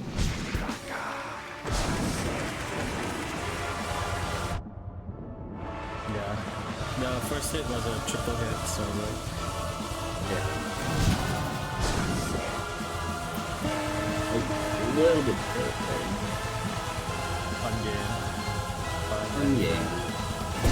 You get one more hit there. No, but this is a problem when that happens. Yeah. There you go. So this trick has a bit of a peculiarity where usually it hits 4 times. Sometimes, because of certain reasons, it does hit 3 times, which you lose out on a sizable amount of damage. And when that happens, that happens. But you know, you kind of factor it into the whole thing. And that's just one of the, you know, like quirks. I like to say quirks is because I am very much deep in speedrunning, otherwise it's very annoying. And that's Grim. A Grim fight is pretty fast. Use streaks again, that's why we wait for later, not earlier. Other categories might do Grim without streaks, so you might see some in ACN or all charm notches. Wait, no, what am I doing? Yeah, correct. Yep. And now we're heading down to the rest of Fungal. It's a bit weird, this section. I'm gonna be fighting a specific boss that is hated by most people, myself included. Elder, who absolutely terrible. This is another Dream Warrior boss. It can be pretty annoying because of a certain attack it does that we call pancakes in the community. Hopefully we don't see it today, but we'll see it in a second probably. Yeah, so this attack, basically the boss just goes off screen and you can't deal damage.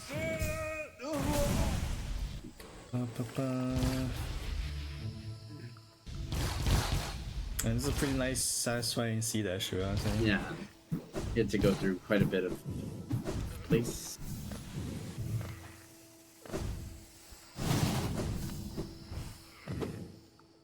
Making our way back down into this area of the game to hit a lever and go down. Oh yeah, we need to go over here first. So there's a couple of things we're collecting on the way. This is going to be a grub first.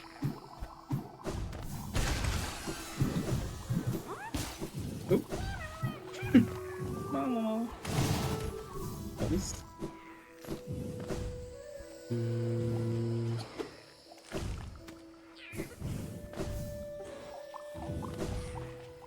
What the?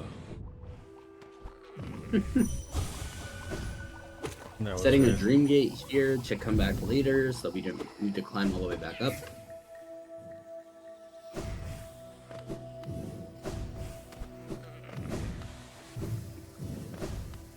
So now we're heading. We were here for Mantis Claw. Now we're back to visit the rest of the mantises. You see, Yeah. a lovely, beautiful creature, the praying mantis. But yeah, so this section is actually pretty fun. If not of the, I think this boss in particular that's coming up is a fan favorite. I think a lot of people do enjoy this boss, so hopefully you get a good fight. Because this fight is also a lot of RNG, a lot of RNG.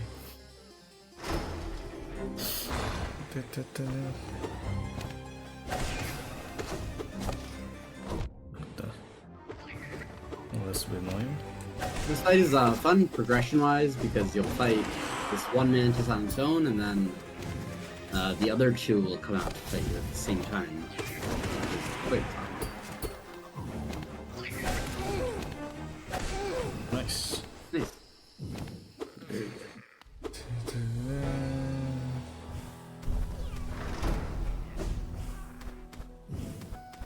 And now we're climbing back up to get the rewards from the fight, which is going to be a charm, a mark of pride, and some geo.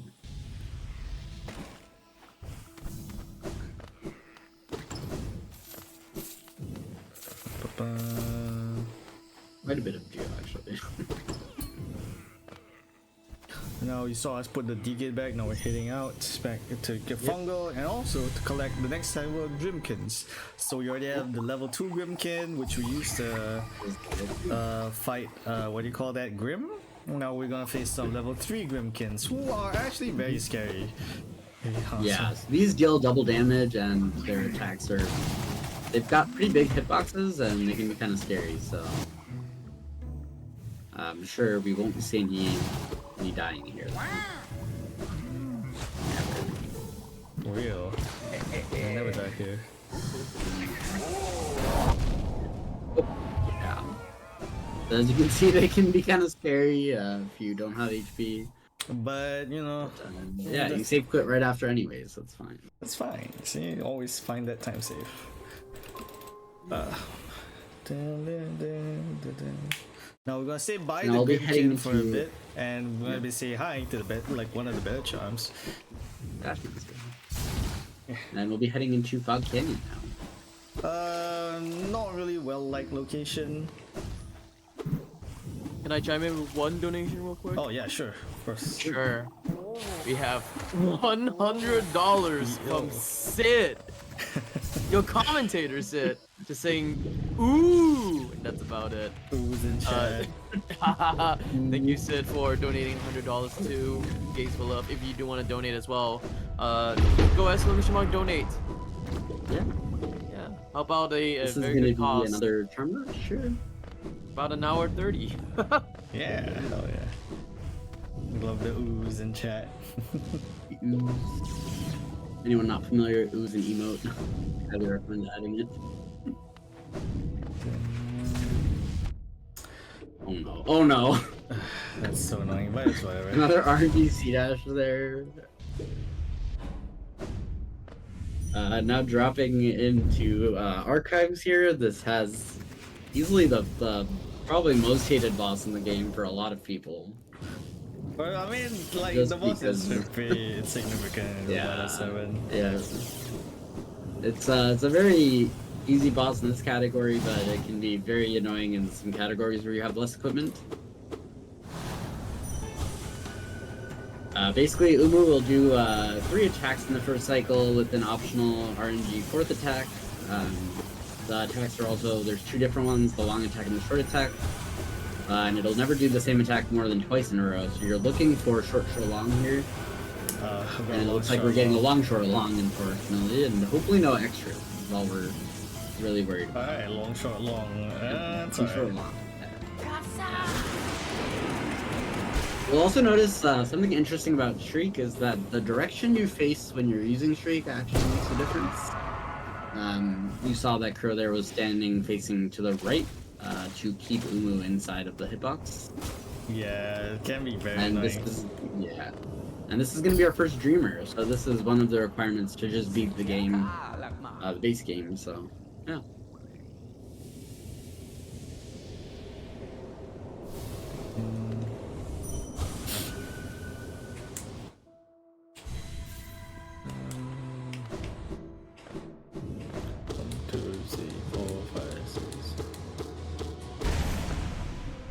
We're about halfway through the run right now, Yeah. I believe, and we've collected, again, we're at a point where we're slowly trying to finish everything now that we've basically collected everything. So we're gonna be seeing some cool spots, and usually in a run, Yeah.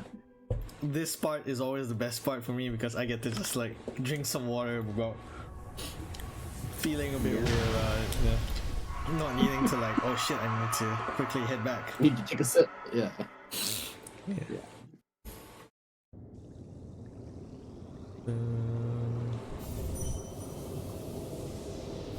So Dream getting back out to avoid having to walk all the way back out saves quite a bit of time here, and we're gonna make our way to the left here.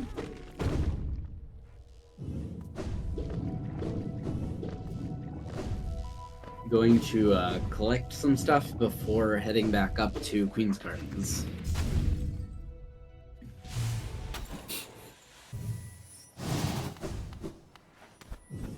First thing being the Smash Shard here in Queen Station. Jang jump there. Sometimes Whole Night is a game. It's certainly one of the games of all time. Yeah. So it does have certain parts of it which are a bit weird. Like for example, sometimes the wall jumps will not give you the right angles, and instead will just shoot you forward. We call that a jank jump. And it's very annoying because it does mess up with a lot of the muscle thing, like muscle memory stuff that most people are familiar with. Yeah.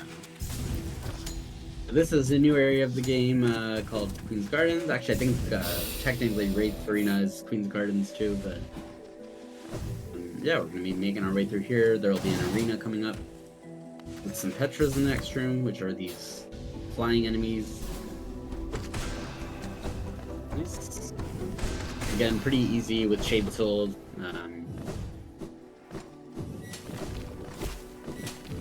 Yeah. Gonna be dream gating or dream knowing some of these enemies for soul again.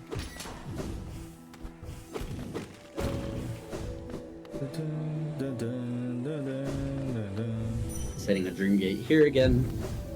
A lot of kind of setting dream gates and spiraling out from there to collect the things around in the area. This is going to be for Love Key, which will unlock a door later on. But we'll see that in a bit. It'll be kind of later in the run.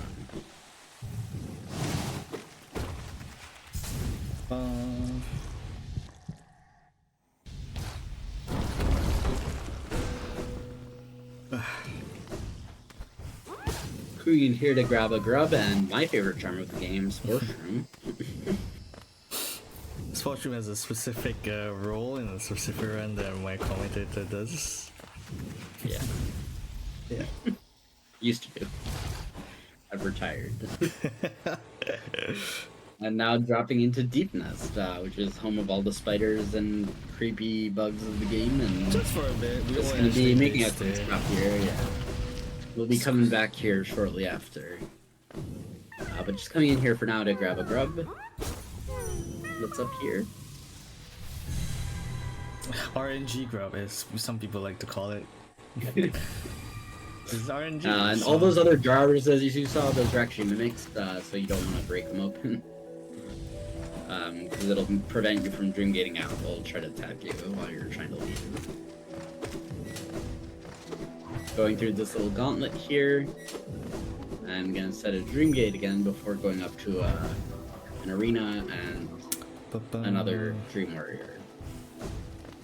So this arena can be kind of tricky, but again, if you've practiced it, it's not too bad. That's just lots of projectiles and enemies. Yeah. You'll see it looks like Kuro's not hitting anything but getting soul. It's just from hitting enemies that are dead or that are spawning in.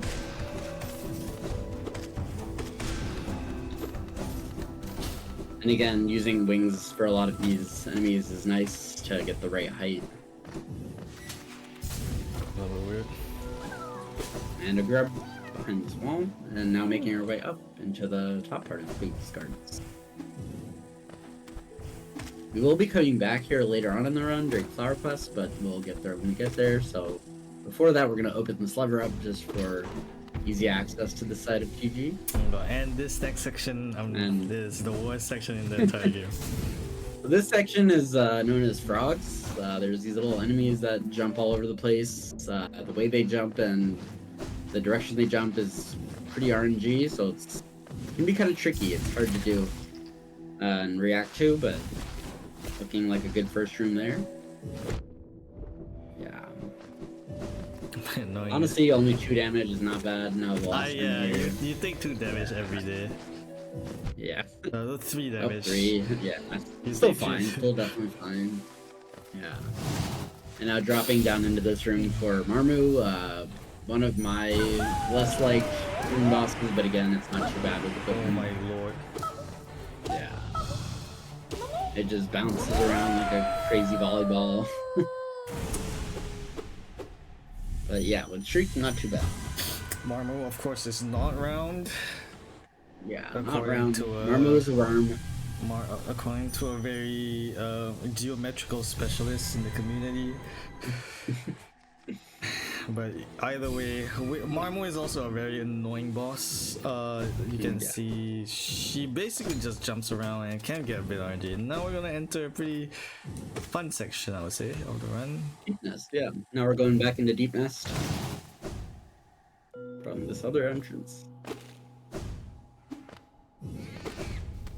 That was kind of a unique thing that you can do where if you dash into a slope, it'll push you down.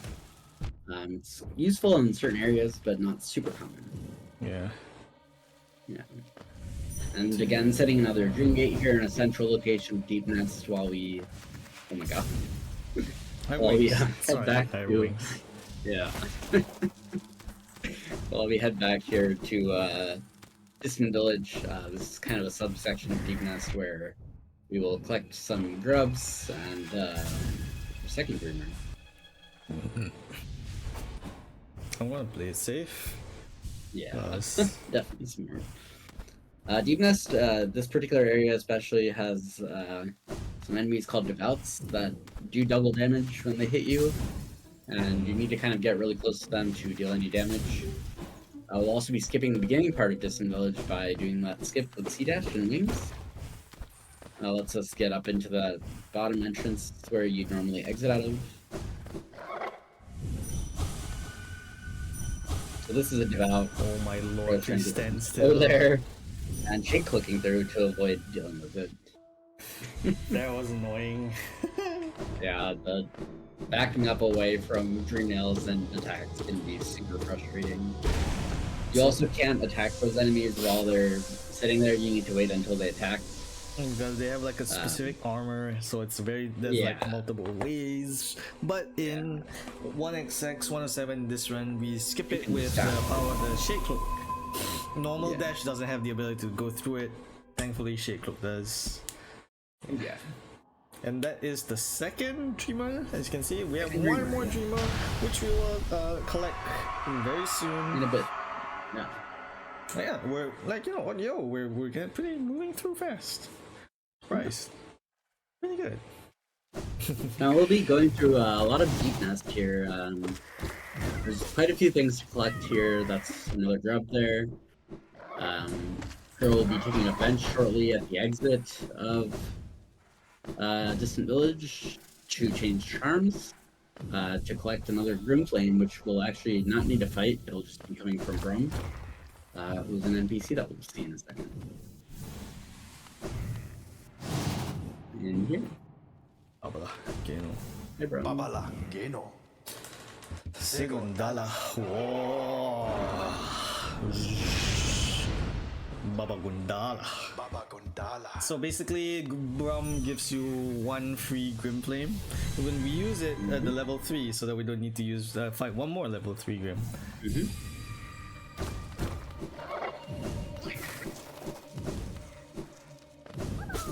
Now just collecting a lot of things in Deep Nest. There's a grub, and now we'll be collecting weavers, which is a charm. And now we're gonna approach one of the hardest skips in the game. Yo, first try, yo. That is- wall is sloped and kind of annoying sometimes, but That is the hardest skip in the Yeah. game, chat. Do not listen to anyone else who tells you otherwise.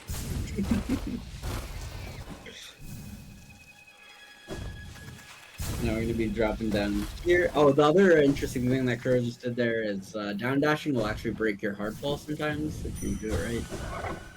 So sometimes down dashing right before you hit the ground on a big fall like that is pretty helpful to avoid getting. Shoutouts to Vex here. Yeah. Going up here to fight Gillian, another Dream Warrior.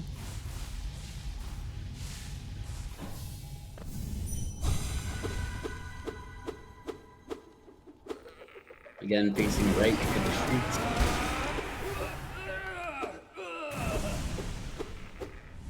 If you face left, it'll go flying all over the place. It's very weird, like these, like, you know, mechanics. But, you know, we play it, we love them. Yeah. Love it for what it is. Yeah.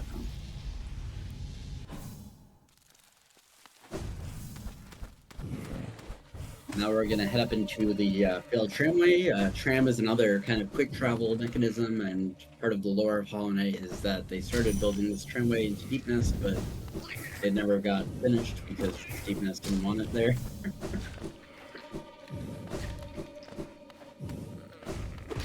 So we're going in here to collect tram pass, plus us access the tram system.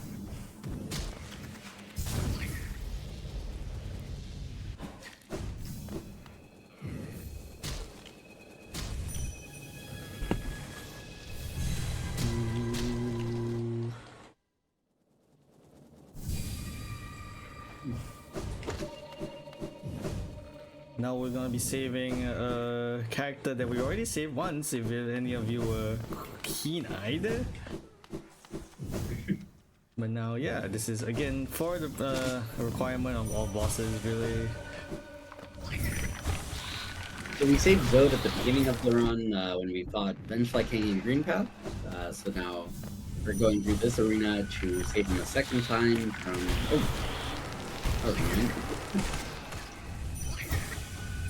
going through this arena again to save him a second time from the spiders. They're annoying sometimes. Also, Pika asked, can Drum only give a flame at level 3? I think I'm so. not actually sure about that. Yeah. I could be wrong I'm though, not because sure. like it's not like I care about. What happened to level 2 or 1? No, you can get level 2 Brum Flame because you do get level 2 Brum Flame for 112. Oh my god, that's Making our way through deepness this way, breaking up that wall for our boss that we're gonna get in a second after benching here. Yep. And now we're gonna approach a very annoying boss. Yeah. So we're gonna switch some charms to flutes here for Nosk.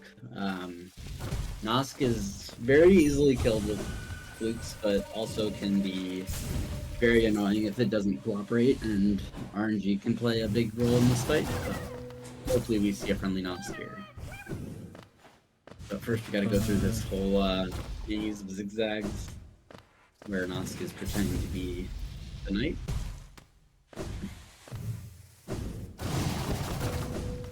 And again, a lot of cyclones here are also used for breaking walls open because cycloning is a bit faster than nail slashing a couple times, so yeah. And it's better to use cyclone here to save up on soul because you want to do this fight quickly. And there's no soul on the way. Alright, Nosk, please be nice. Yeah.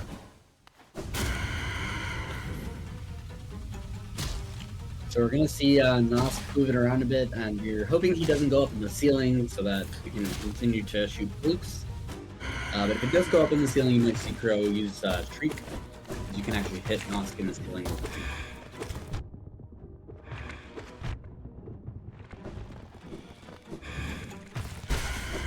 Yeah, there you go. Not too bad, still very annoying, but not bad, too yeah. bad. So Nosk is a pretty, again, a lot of bosses are pretty quick time events, but they're also very RNG heavy. So for the most part, that's where a lot of like time loss or time save can be had in speedrunning Hollow Knight. Especially a long run. Yeah, and 1xx%, especially. It's very, very annoying. So again, that was another Paler that we just picked up, and our switching some charms, and going into the rest of the defense to collect more charms, and Vessel Fragment, and so on. Now this platforming section can be kind of tricky. Messed up there.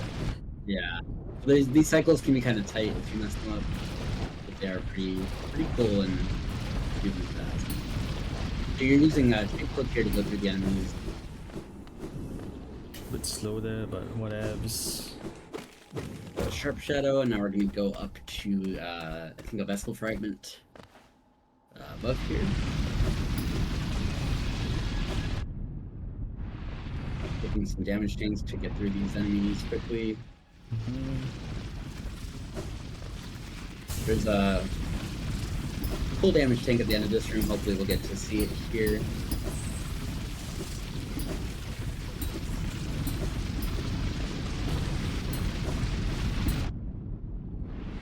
Go right through there instead of waiting for it to go up. Nice. I'd love to see that. It's pretty good. That can get a bit like, you know, if you mess it up, it can be very annoying. Yeah, so you basically are trying to avoid getting knocked into the spikes because the spikes will kind of warp you back to the most recent hazard warp area. But if you just hit the dark keys, it'll be fine. Again, using inventory there to cancel knockback, so that you can just keep going forward. And now we're opening up Tram. This door, for some reason, takes 8 years to open. Yeah, Hollow Knight's kind of like that. So we're using this tram to sort of like head to a specific area, but it's also a chance for us to head back to another section of the map, Ancient Basin, to collect a specific ore. Now, normally in the old one where we didn't, we will fight the Grim that's on top here, in the older route.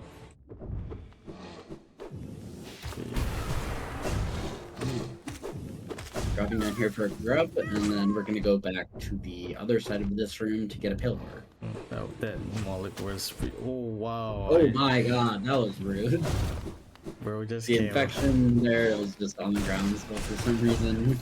Nah, yeah, the spit, the Moloch was spitting, not in the good kind of way. Spitting.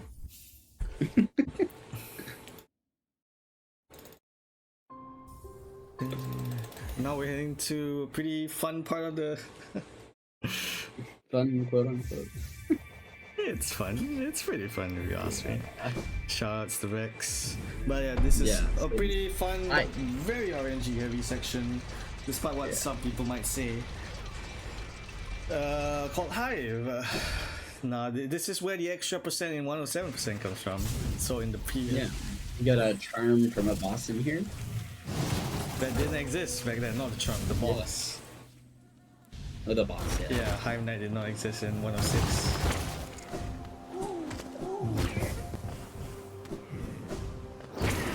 Whoops. Our dear friend Heather there is being left behind.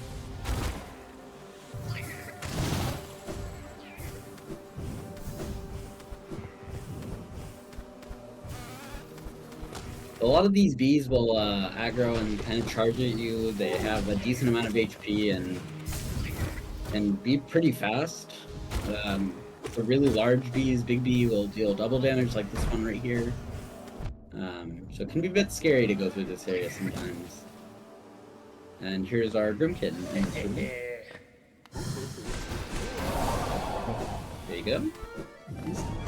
Always nice when you get at least a single double on those.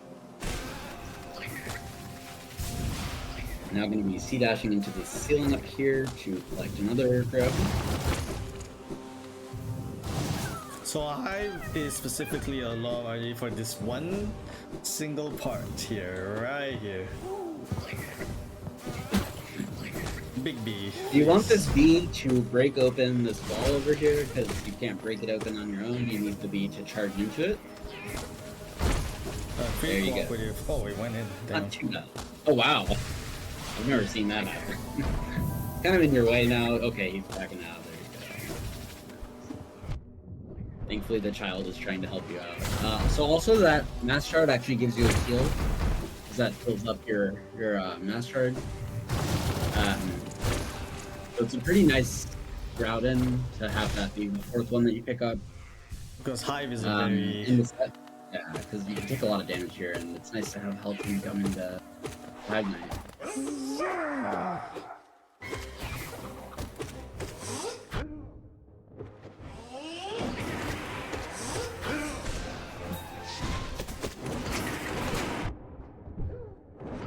Again, we'll be seeing a lot of shrieking, trying to face, I think, the left. Yeah, so that Hive Knight doesn't get knocked around into you, and then instead stays away from you. There you go.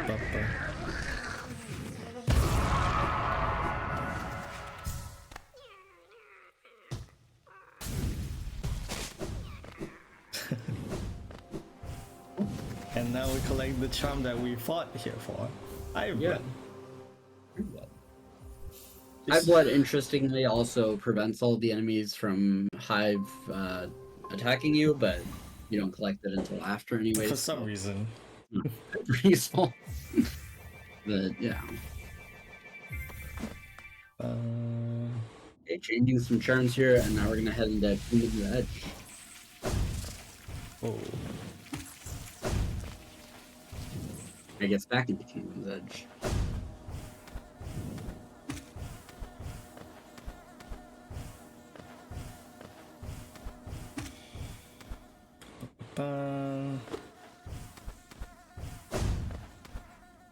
a lot of these parts are just collecting grubs as well. Yeah. So. Yep. This one's gonna be a grub.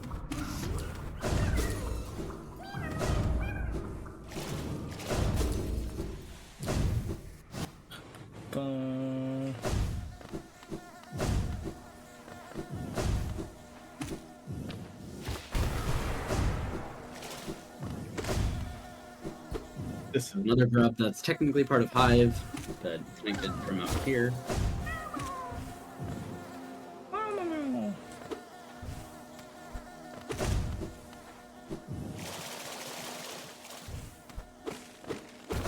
Nice. Oh, Oh, good save. that was annoying. Walls are notoriously bad at sticking to you in Hollow Knight sometimes. Very annoying. Yeah. Ba-ba-ba.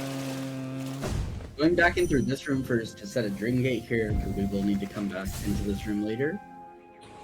And then making our way down to the grub at the bottom of this room.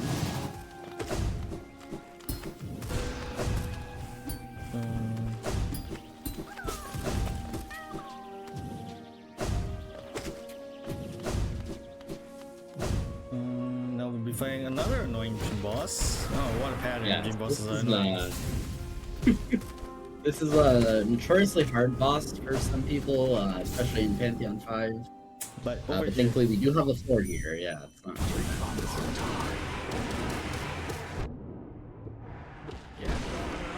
yeah, very annoying.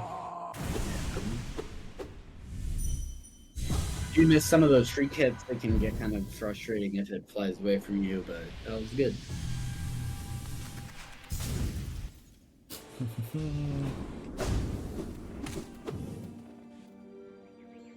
And now we'll be collecting our last nail art.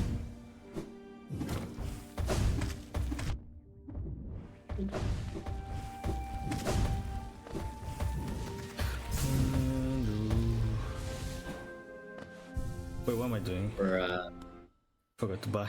hefty price of what, 800 geo, I think. Yep, 800 geo. This dude is a cheapskate. Yeah, ripping everything. His other brothers give it for free. He's a cheapskate. Yeah, he's charging. Hela somnilla. Hela Summit. Bomba. Finna. And now going through a pretty changing charms and going through a pretty long platforming section to collect a grub and a charm.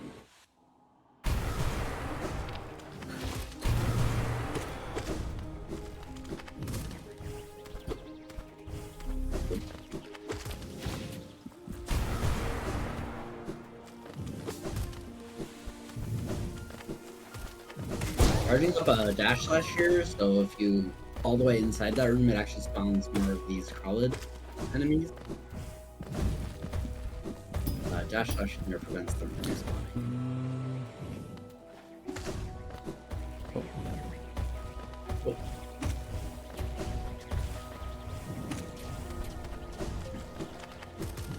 And now we're picking up Quick Slash, which is a charm that lets you slash faster, but won't be used until the very last part. Because our nail isn't really that good this early on as well. Yeah.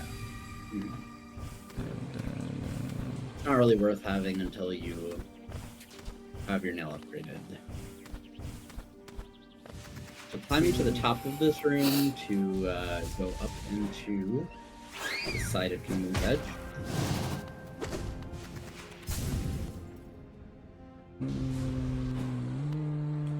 And fighting Collector. This is the love key that we had picked up earlier in Queen's Gardens. And this is also the maniac that has been stealing all the grubs from me. Again, this is another fun flute fight, so hopefully we'll get to see the quick kill here with flutes. And damage, yeah, early control there.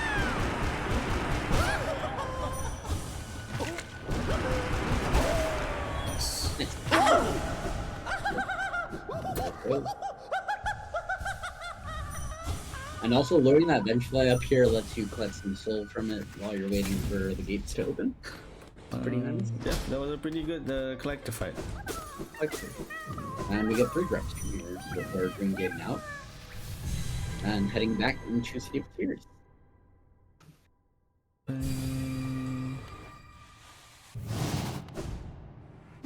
So now There's quite a few things we didn't have in City, so we're gonna go collect everything else. Specifically some grubs and this one through the wall. the best grab And because you we'll can also do be that. getting our the last dreamer.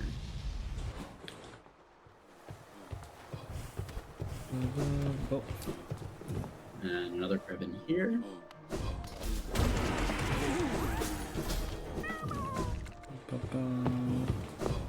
Again, doing all of these kind of late just because we have the streak now and killing these large enemies with the streak is quite fast.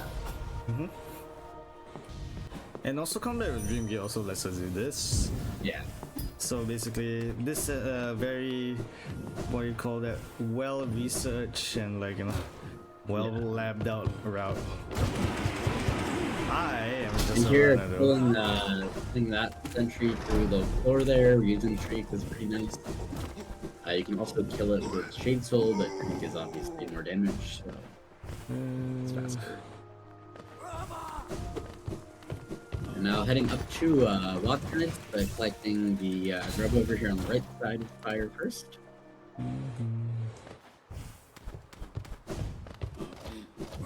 And just to introduce Waternet really quick, usually there's a chandelier that you can break that kills one of the Waternites, but fighting Waternites with force is so fast that it's actually slower to collect the chandelier to reduce the number of enemies. Yeah, it It's actually depends faster. really. It depends If on you get like, good RNG, effectively. it's more of like a, you need to Pretty do this okay. section pretty well. Yeah.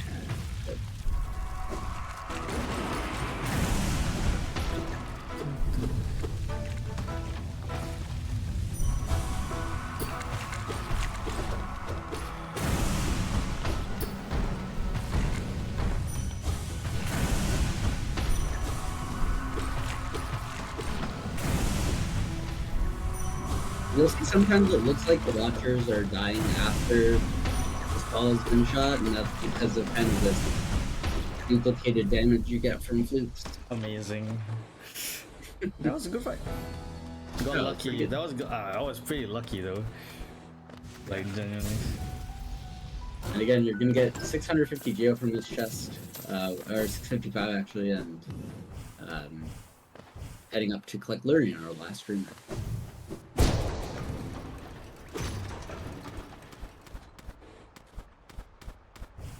No insta-wings. Nah, I can't do instant weeks unfortunately.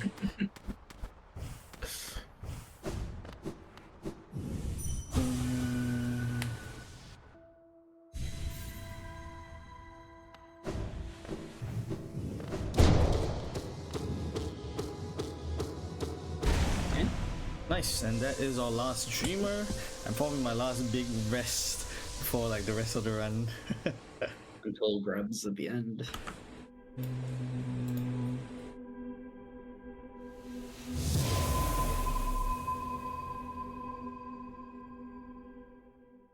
And now we're gonna go back down to the very far left end of City of Tears. We're gonna be selling to Lem on the way, and we will be collecting our first 3 nail upgrades. And yeah, that should take us into kind of very end game of this run. There's still quite a bit left, but a lot of it is longer, like Coliseums and things like that. So These are like we're getting basically in the pretty close. yeah we're basically Yeah. in the end game. Yeah. Yep.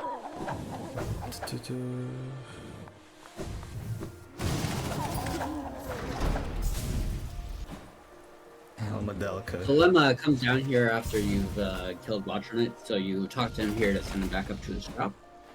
And now we're gonna sell to him. Lem comes down there like if you get a dreamer, basically. Mhm. Only watch Yeah. this, yeah. Valmy Archer. And collecting Well, Geo yeah. here, paired with our Hail Wars to sell to Madelka. the nailsmith and collect our nail upgrades. Lots of sea dashing past most of these rooms, so pretty nice.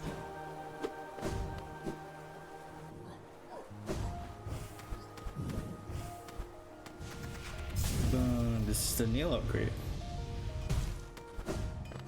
The nail master.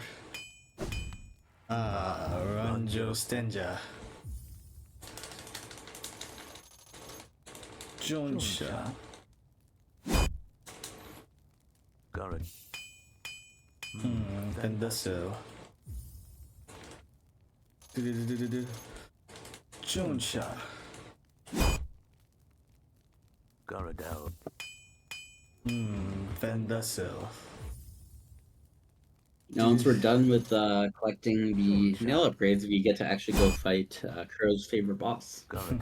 Not really. Like, it's one of the worst bosses all around, I'll be honest. So much RNG involved. So it is what it is, but...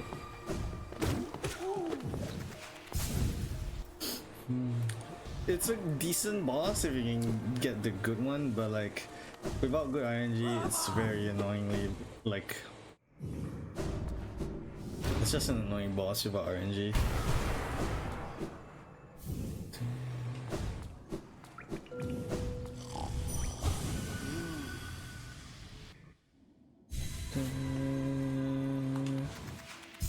So this is going to be the upgraded version of Young Defender. It's called White Defender. It's going to be a bit faster, have some bigger attack. But again, really good vision this time.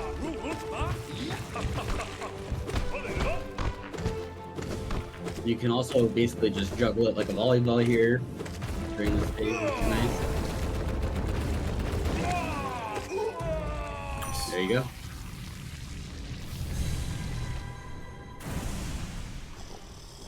Nice, that was a gold. That was good. That was good. Yeah, that was really good. I got the best RNG, one of the best RNG, not the best RNG. Yeah. Could be like we balling in the. So now we're going to be heading back to King Station. We're going to open up the stag there, switch some charms around, and head up to Kalos. So Kalos are going to be, there's 3 Coliseums. They're kind of just these long boss rushes. Not really boss rush, like either- Zerg rushes. Maybe. Yeah, like enemy rushes, yeah. And we'll be doing, I think, at least the first 2 overturned, maybe even the 4th one. I'm not sure. All 3 overcharm always. All 3 overturned, yeah. Like you'll be seeing double damage for all of these, and honestly, if you memorize the waves, it's not too bad. And like well, this is like Coliseum is where a lot of like 112 running, like 112 runners actually practice back in the day. I think nowadays people are like much better with their practice. I think so they practice like.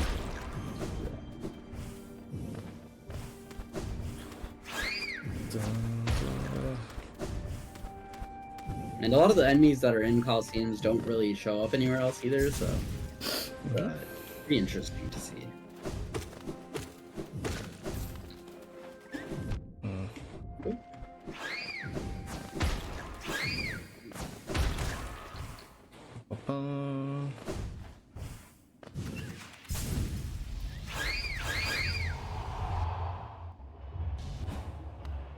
Ooh, chitty. Alright, let's try and get a good one here. I'll be focusing a bit for this entire section. It's a pretty long section, about 13 minutes in total. But Sid can get you through the callers pretty well. Hopefully.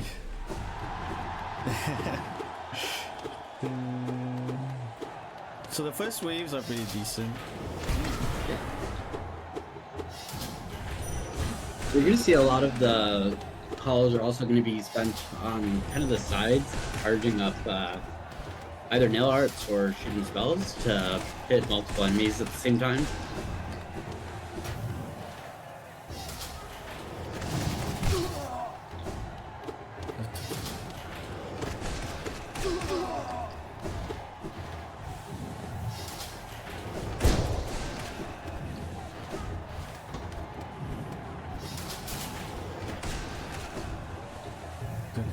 Oh.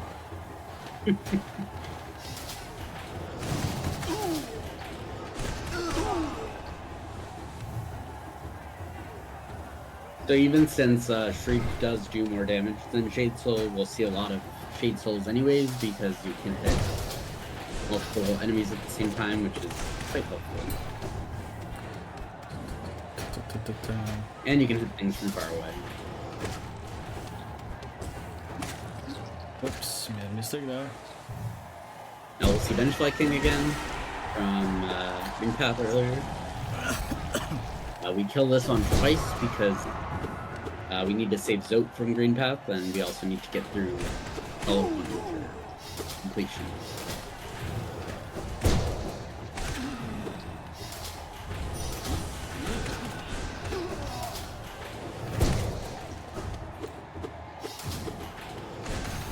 Yo, blessings.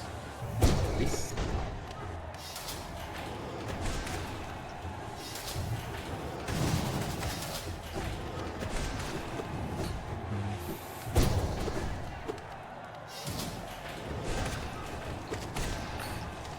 You'll also see that Crow's dream yelling enemies as they spawn sometimes. That's the reason we pick up Dream Wielder for this part of the run. You get more soul from dream yelling enemies, and it's also faster to get Dream Yelled. We're also using Soul Eater that we picked up earlier on in Crypts to collect more soul faster. That's the big reason that we overturn this part of the run. And now we fight Zote again. Well, fighting Zote isn't really fighting Zote. Nice. Decent. It's pretty good call.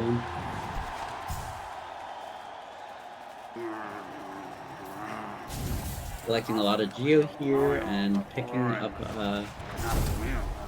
the Charm Rush.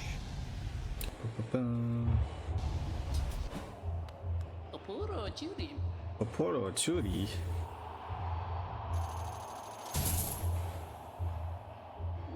Minimum. And now we do it. So there are 3 colors, all of them are percentage. No, actually, I can't remember if. No, color 3 is not All of them are percentage. percentage.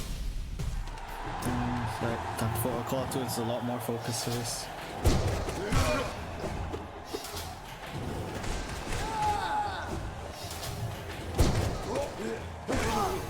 Yo, double blessings. Nice.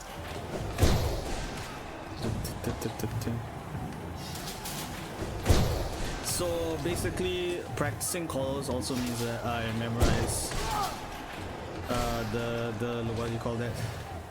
The waves and stuff. Yeah. Also, Call 3 is a percentage actually. Oh, is it? Oh, I did not know that. Just double check.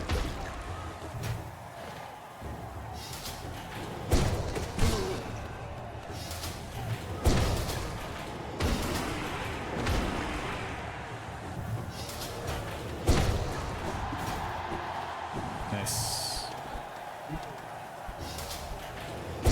What the?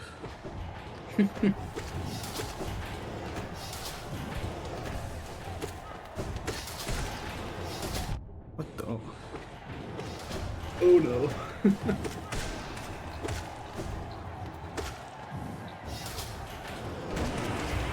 It's fine.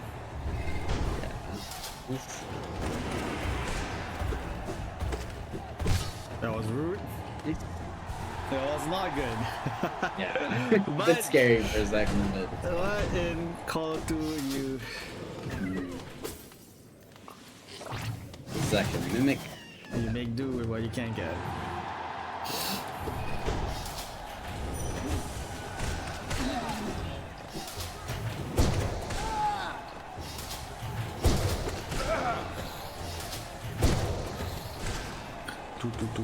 Do.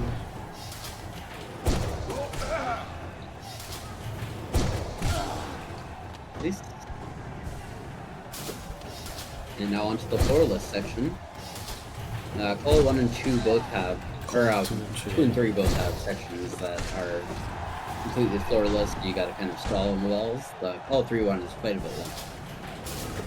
What the? Oh, That was weird.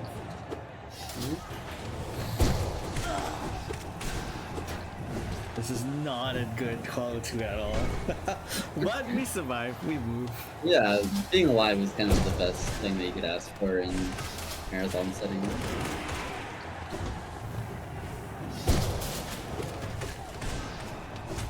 Oh.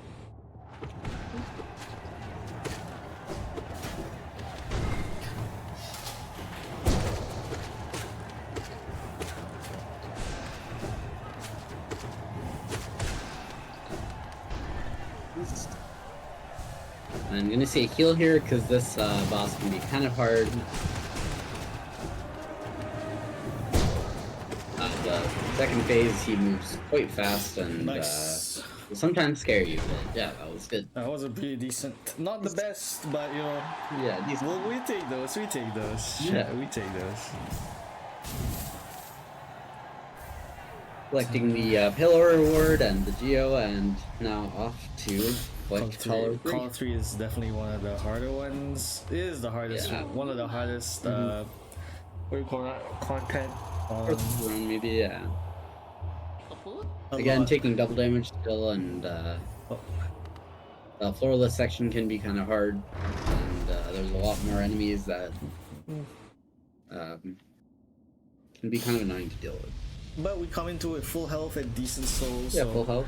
Yeah, full health. Enough soul.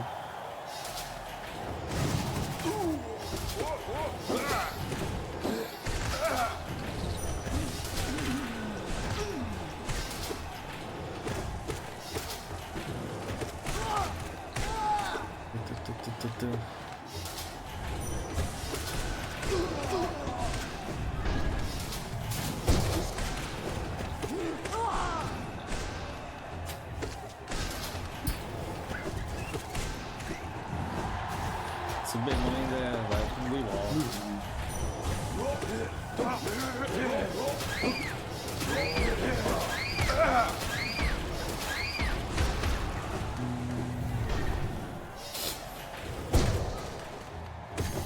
Now we're seeing some frogs again.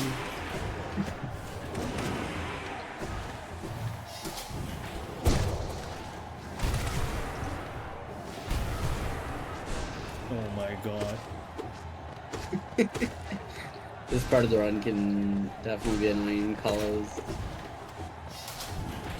All the frogs. At least the second set were pretty decent. Yeah.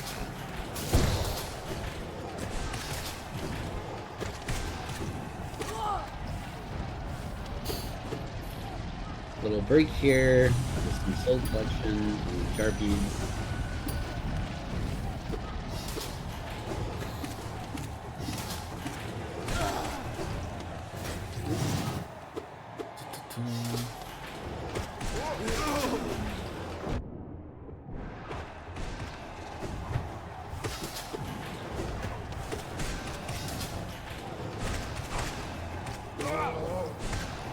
Nice. Nice. A bit of a mistake, but still nice. Yeah, that was good. Ah, That was so sad. I love when you get them paired up like that. That's good. Again, these Sanctum enemies can be kind of annoying, but... Oh! Can you That heal was there? Nice. Smart. that was very annoying.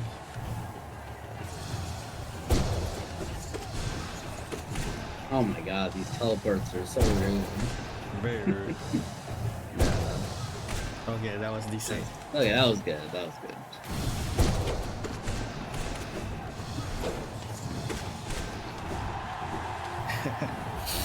Nice. Yep, echo it. Ooh, that was a bit scary. Yep. I'm gonna take a heal here. Oh, what? That's fine. should be good here. Now our little healing portion, yeah. Some free soul here. So from we're these here for, Guardians. yep, and we're now heading to one of the harder parts of Colos. It's the floorless. Colo 3 especially is very brutal if you make a mistake. Yeah. Very, very brutal.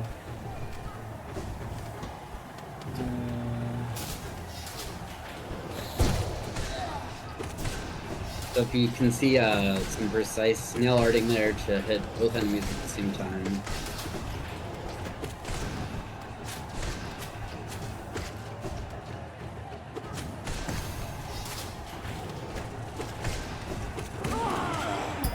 Nice. Good. Oh, a bit early. That's right. Yeah, nice. And frogs Now we're on come. to the frogs again. This part can be kind of chaotic, but hopefully the frogs just fall into the spikes on their own most of the time.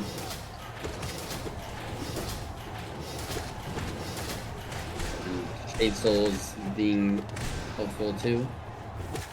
Nice. Cool. That's good.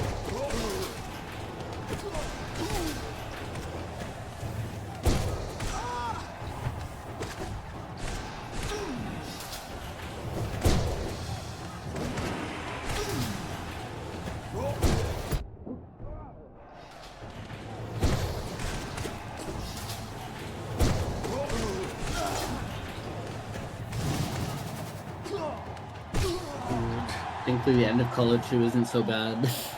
Yep. Or Call of 3, yeah. And now we get to the boss. Yep. It's a bit of a dual This boss, is but what- like, You really just want to focus on the big guy. The tamer will die as soon as you killed the rolling. I don't know if they actually have different names. the tamer, I think. Yeah, I don't know. I forgot about the God and the boss. tamer. God and the tamer. The God and the tamer. Oh, yeah, then we're done with Call 3. We're done with like one of the bigger parts of 1XX. And now we're on to the next few parts of 1XX. Super fun. We're basically in the end game at this point. It's a lot of Yeah. like Collecting and moving up. I don't know. Common Twister flips there, yeah. Now we're going to be buying a charm called Compass, which very usefully tells us where we are on the map. Usually the first charm anyone buys. And the last here. And now we'll be fighting Zote, which is why we rescued Zote and And I mean, this is rescued him also again. this is and- also part of all bosses. So Yeah, this is part of all bosses. Interestingly, you also need wings to get in here for some reason. because GPZ doesn't actually spawn Yeah. without a wing, so This is again a relatively very quick fight with flukes. It can be pretty challenging in the pantheons or without equipment, but at this point it's quite fast.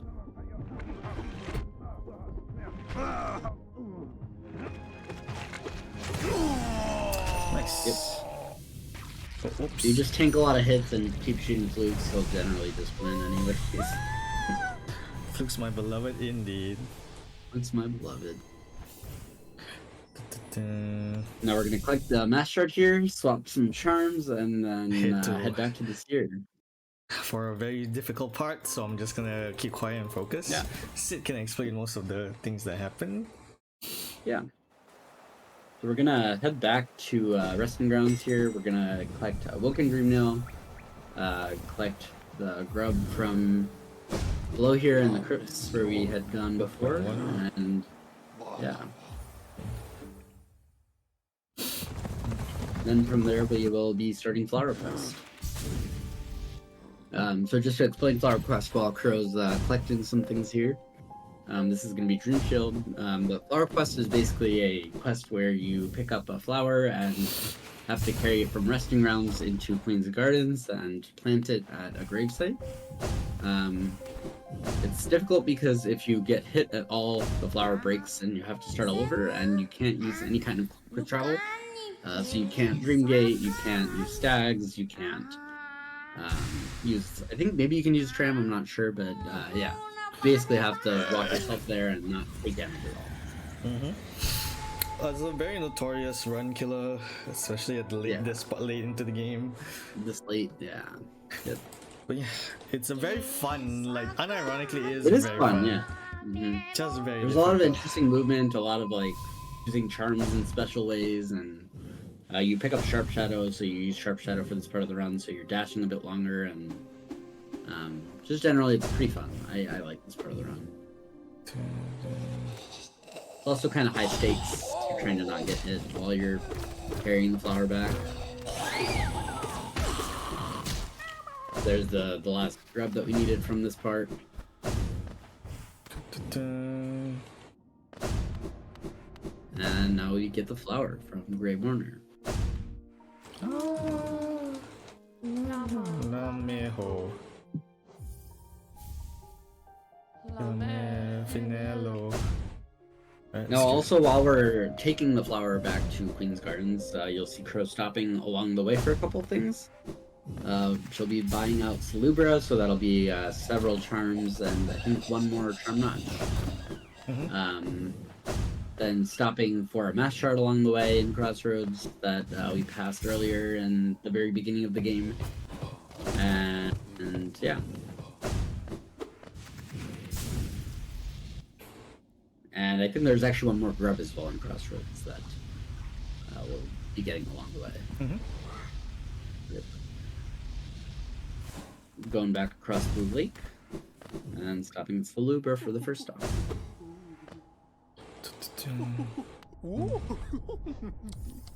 So getting this charm notch actually also will get rid of our overcharm status, so we won't be taking double damage after this, but again, you can't take damage anyway, so being overcharmed here doesn't really make a difference.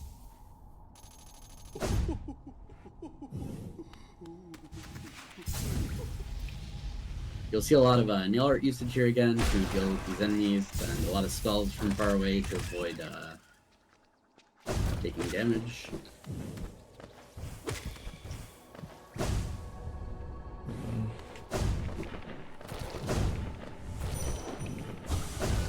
Like the skill here from my Therapy to kill the infected venge flies that blow up. Whoops. That was interesting. I've never seen that before. That worked.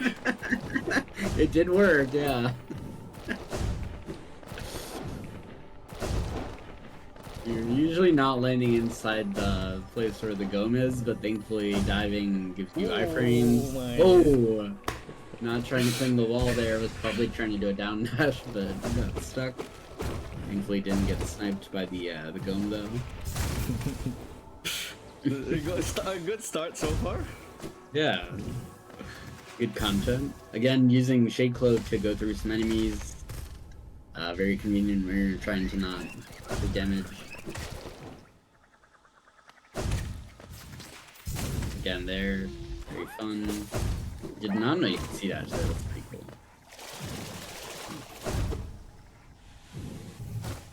And now down into Fog Canyon. This room can be kind of scary. There's a fast drop to do without V-Dark, but it's obviously riskier than just using V-Dark to drop through there.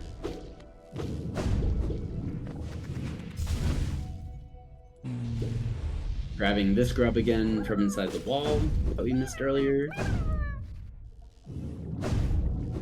And now into Queen's Gardens through QGA, the same way we entered before.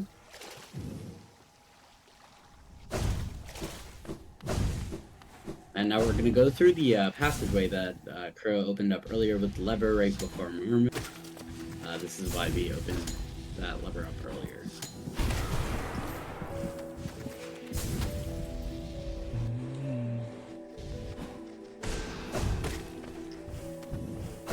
There you go.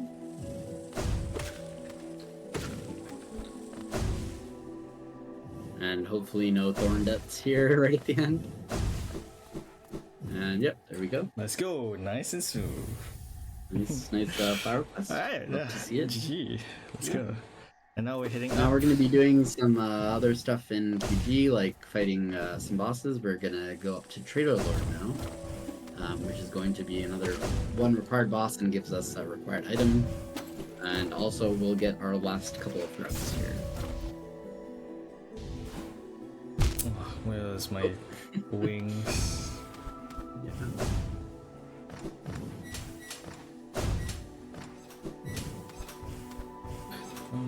So I think I may have mentioned this earlier, but Sharp Shadow actually increases your dash length, which can be kind of confusing at first when you're learning how to use the charm.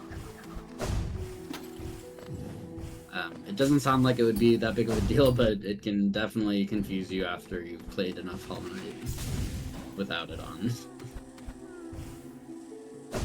Oh, this jump can be kind of annoying too. Why am I messing up? Oh well. It do be that way sometimes. No? Dropping all the way back down to the bottom left of this room and going into Trader Lord.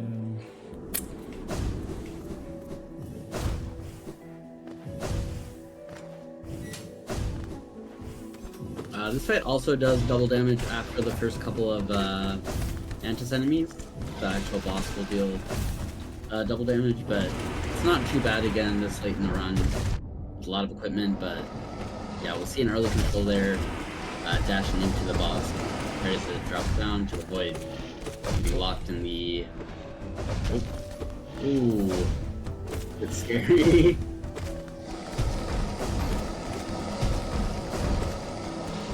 You see Crow's kind of like stalling for the jig cloaks there to dash through the attack.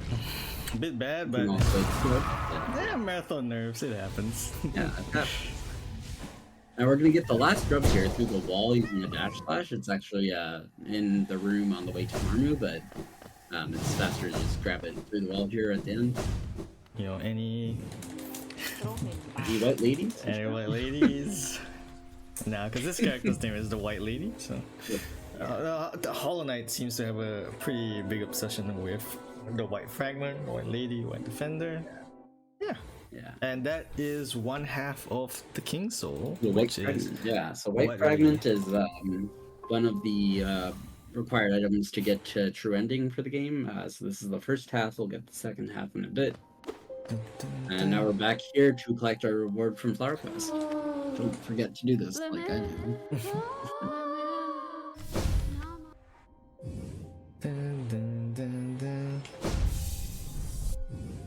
That's another mass shard. Now we're going to head back into King Station.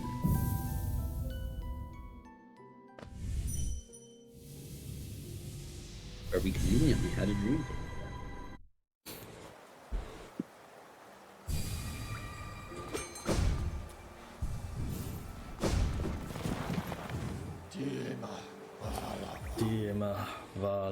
So we'll be tagging back to Dirtmouth now, actually, setting a dream gate here and getting the rest of our rewards from Grubfather, because that was our last grub. A little bit of a short break here while we wait for our rewards.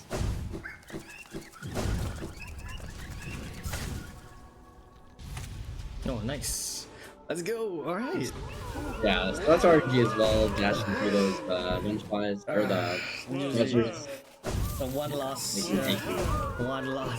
rest before the big boss. And we're about to reach the end in just about shy of about, I'd say 20 minutes, give or take. Yeah.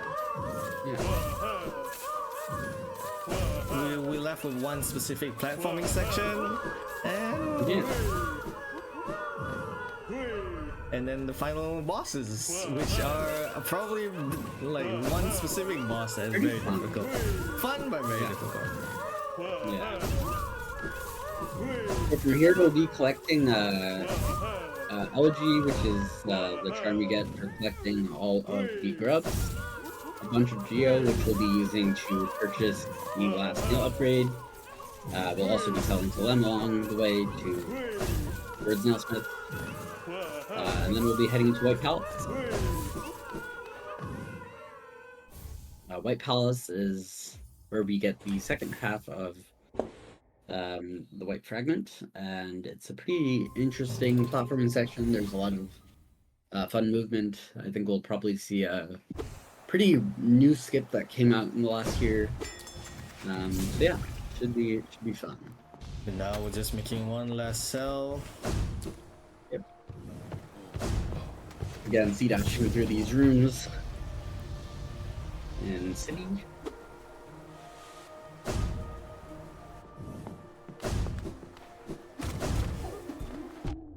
Rude.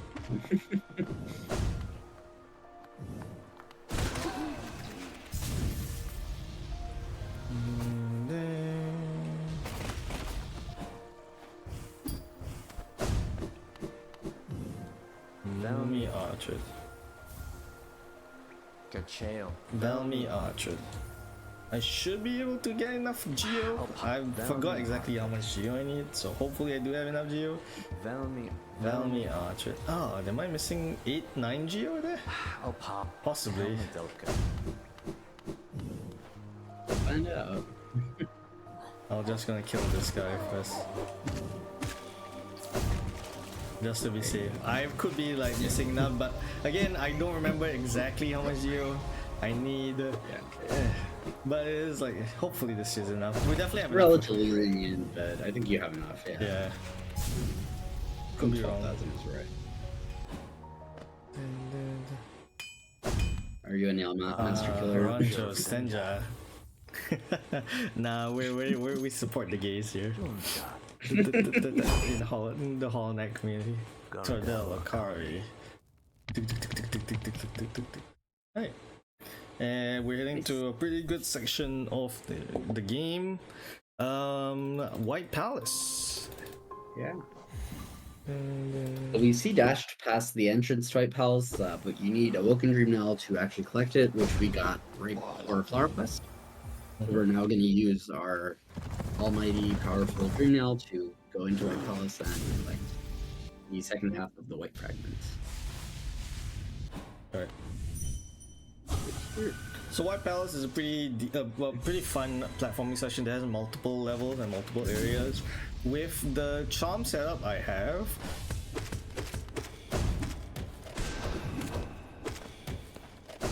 yeah, a bit annoying sometimes when he jumps back like that. With the charm setup I have, we should be able to see some cool movement if I don't mess it up, which, you know, is very, I like, it is very easy to mess up though, don't get me wrong. Yeah. There's a lot of tight movement here in White Palace. Like this C-dash. This one isn't tight, I just messed up there.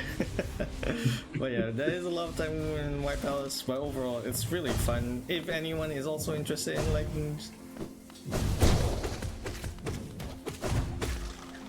just doing White Palace, there is White Palace, what do you call that? Individual levels.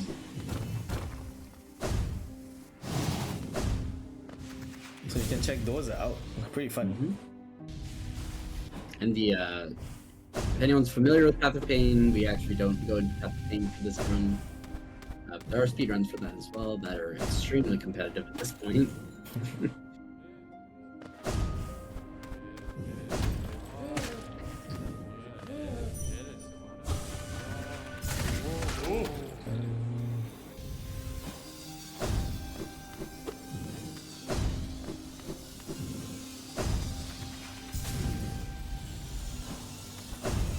Little C-dash, just get the top part of that area. Yeah, that is a bit annoying.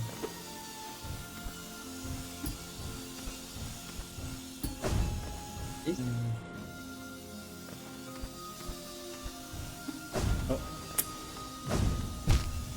Yeah, this part can be kind of annoying.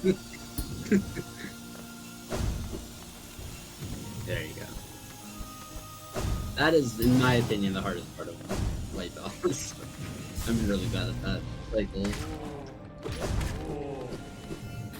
And now we're gonna reach a pretty fun part of White Palace. Yeah. So to explain this, this is kind of recent tech that was discovered where they found out that you can actually pogo off of your Shriek with wings. So this is called a pogo, where you will shoot a Shriek and then pogo off of the Shriek to get enough height to get up here.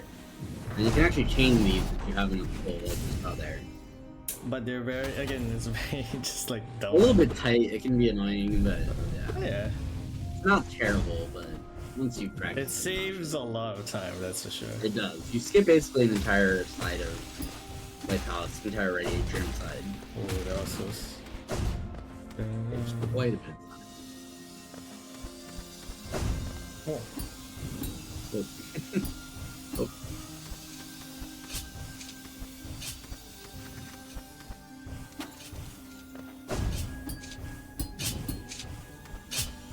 That was very funny. Nice. And up here. Gonna skip some parts here, going through those saws. And going through the shortcut here on the right side. Nice. Let's see if I can do this shoulder here.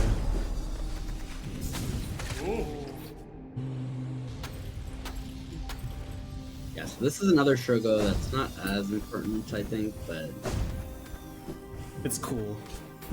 it is very cool, yeah.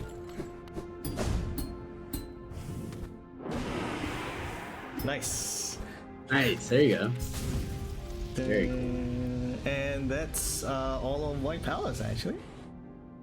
And we're basically... I think 20 seconds is a lot of time. And we're basically... Even in a category like this, it's quite a bit. 20 seconds Yeah, is a this sizable game- amount of time, yeah. Yeah. Mhm.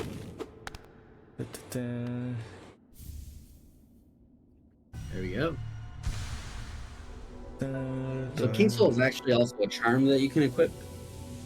It gives you soul every so often. I can't remember what the timing is, but A set will- amount of soul for some reason. yeah.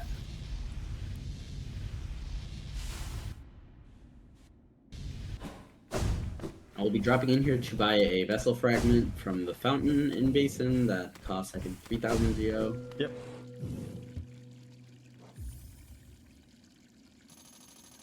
I feel like I forgot something. Perhaps. I probably forgot something. I think I may have forgotten the... what do you call that? Oh, okay, yeah, I think I may have forgotten something. It's alright. Oh. Changing charms here for a bunch of health to go into Joni's Blessing, which requires a certain amount of health, so putting on all these life blood charms will allow us to get in there.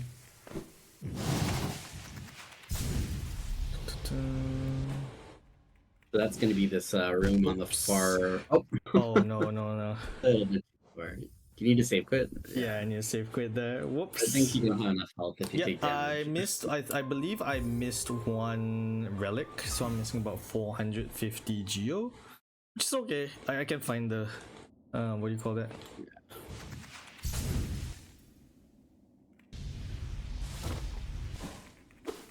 But this is what happens when you have marathon nerves. You just forget some things. Yeah, this is the one. Yeah.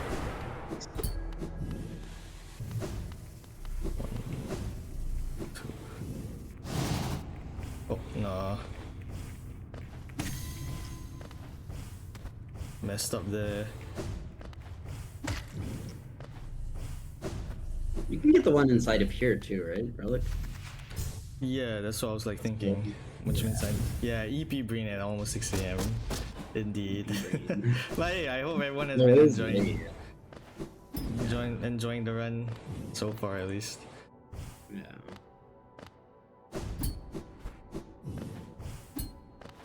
Two, three. It is gonna kick you out though. No. Hmm? Yeah, it's whatever. Yeah.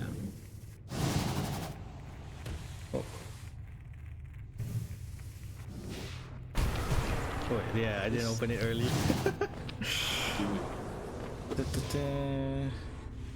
Now we're dropping in here to get Void Heart, which will kind of stop all of these shades and stuff from aggroing us. So normally you don't need this, but I forgot to buy one thing, so actually, I just need 450, I believe. So,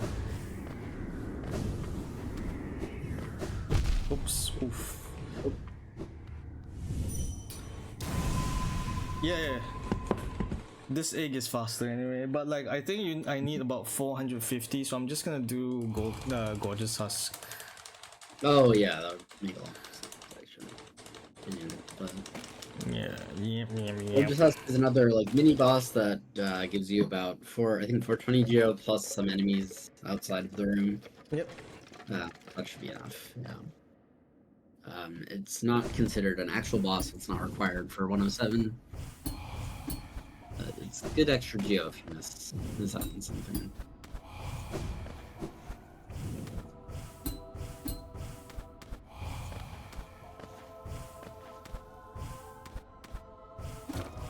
You know which relic you missed? Because I don't know. I believe it's Watcher's relic. I believe you it's need Watcher's. Yeah, I think so. Hey, I it's noticed that you skipped it. 1,200. Yeah, that's why I was like, well, it's alright. Yeah, you did skip it. It is, as they say, what it is. Egg is 1,200, I believe.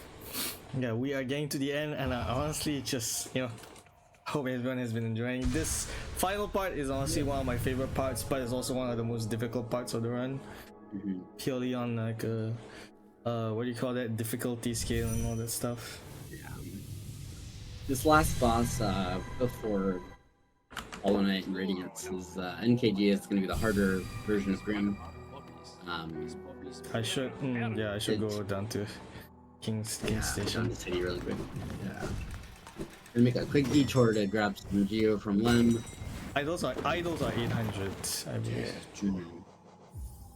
Take detour. It's alright. Not supposed to do this part, but yeah, I kind of forgot. Wait, can I? Oh no, this is just This like is a. Yash now. Yep. So NKG, the hardware version of Troopmaster Grim that we fought earlier, is pretty interesting boss for the speedrun. You're doing similar strats to what you did in the Troopmaster Grim fight, where you're trying to stand underneath the little orbs that he shoots out. Wait, do I need? But it can be pretty tight. I think that should be enough. That should be enough. If not, then we'll just have to find some other way of finding money. Yeah. So the damage tanks for NKG can be quite tight. Because he deals double damage and it's just scary. Also, we love the broken UI. Yeah, we're reaching the end, so Yeah. hopefully everyone has Grabbing been... here to grab the last charm, which is going to be No Master's Glory, which you get if you collect all the Nilar. And now it's Grim time.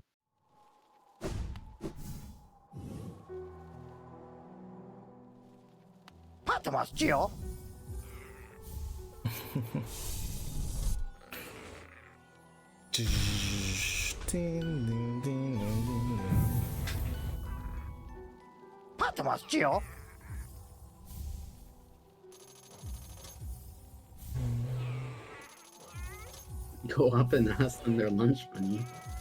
Oh no. Am I missing 45? I think I'm missing 45 geo. Which we can... You think so long ago? Yeah, we can do that. It's alright. Yeah, remember exactly. I think we're missing 45 geo. I think so. Let me see. Yeah. Oh, wait, no. We have enough. Hey. We have enough. 1800. So you're about 100 short then. So not really a relic. I think it's just like some residual things. All right, let's go. All right. I don't think you need the geo from Yeah, Ushers. exactly. Maybe not. Well, Yeah. all right, time to focus. NKG is a very difficult fight. Yeah. So again, you'll see Kuro basically trying to stay right under during the balloon phase, then shriek. But the position is kind of tight, so I'm gonna be quiet for a second. Yeah, you can just explain the fight. I can focus. Yeah. This fight's gonna be the same as Troop Master Grim, just a bit faster, double damage. You get this attack columns line up with fire. And basically, yeah, just charging the alarm, doing every attack, and waiting for the damage. There it is. Yep, good positioning, trying to stay in between the orbs. Oh, okay, I'm gonna play it safe now. Oh, yeah. Took one more attack than the. Oh. Nice. Wow, that was close, but nice. Not even close. What do you mean close? Not even close. Only ended on 1 HP. That's nothing. Nice. And that's basically the run. Just gotta fight THK and Radiance, which are both infinitely easier than fighting THK.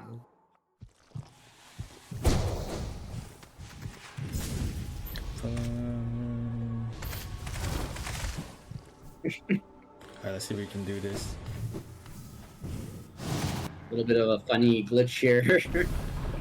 Not technically allowed, but Yippee! doesn't really matter now. Cyclone, yippee!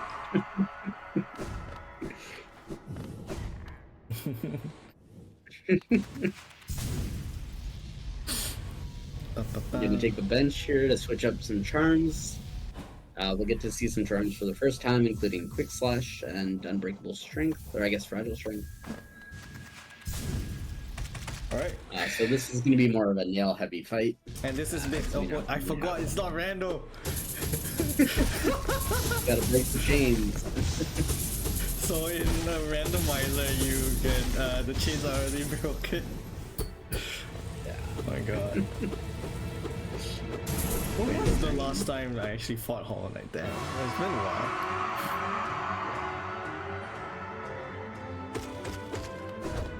Thankfully, this fight is very easy for the end of our run with all equipment. Already done with the first phase. Or the first screen, I guess. Where are the staggers? And the second one. Stagger mod check. And self-stab.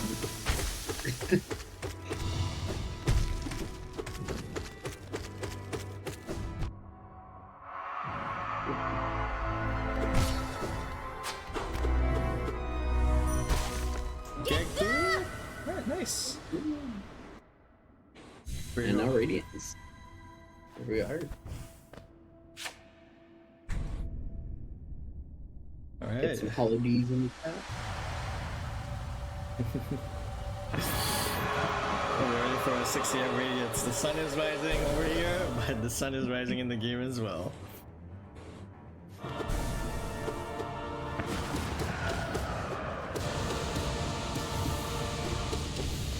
Again, this fight's not too bad with all equipment.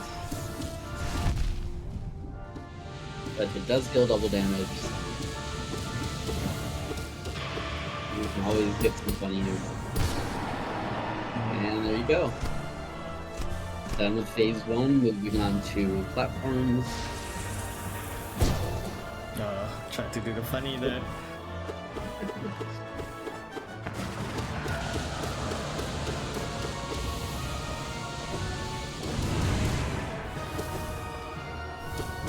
Fun fight using a lot of the different abilities you pick up throughout the run. Jake clicking through the laser beams and yeah. And we're getting Yeah, up we're close to time. Right after this salvo. There we go. Alright. Nice. And give us a moment. Time in a bit. Right at the last hit, I think will be a good timing. Yeah. Right. Okay. 1, 2, 3, 1.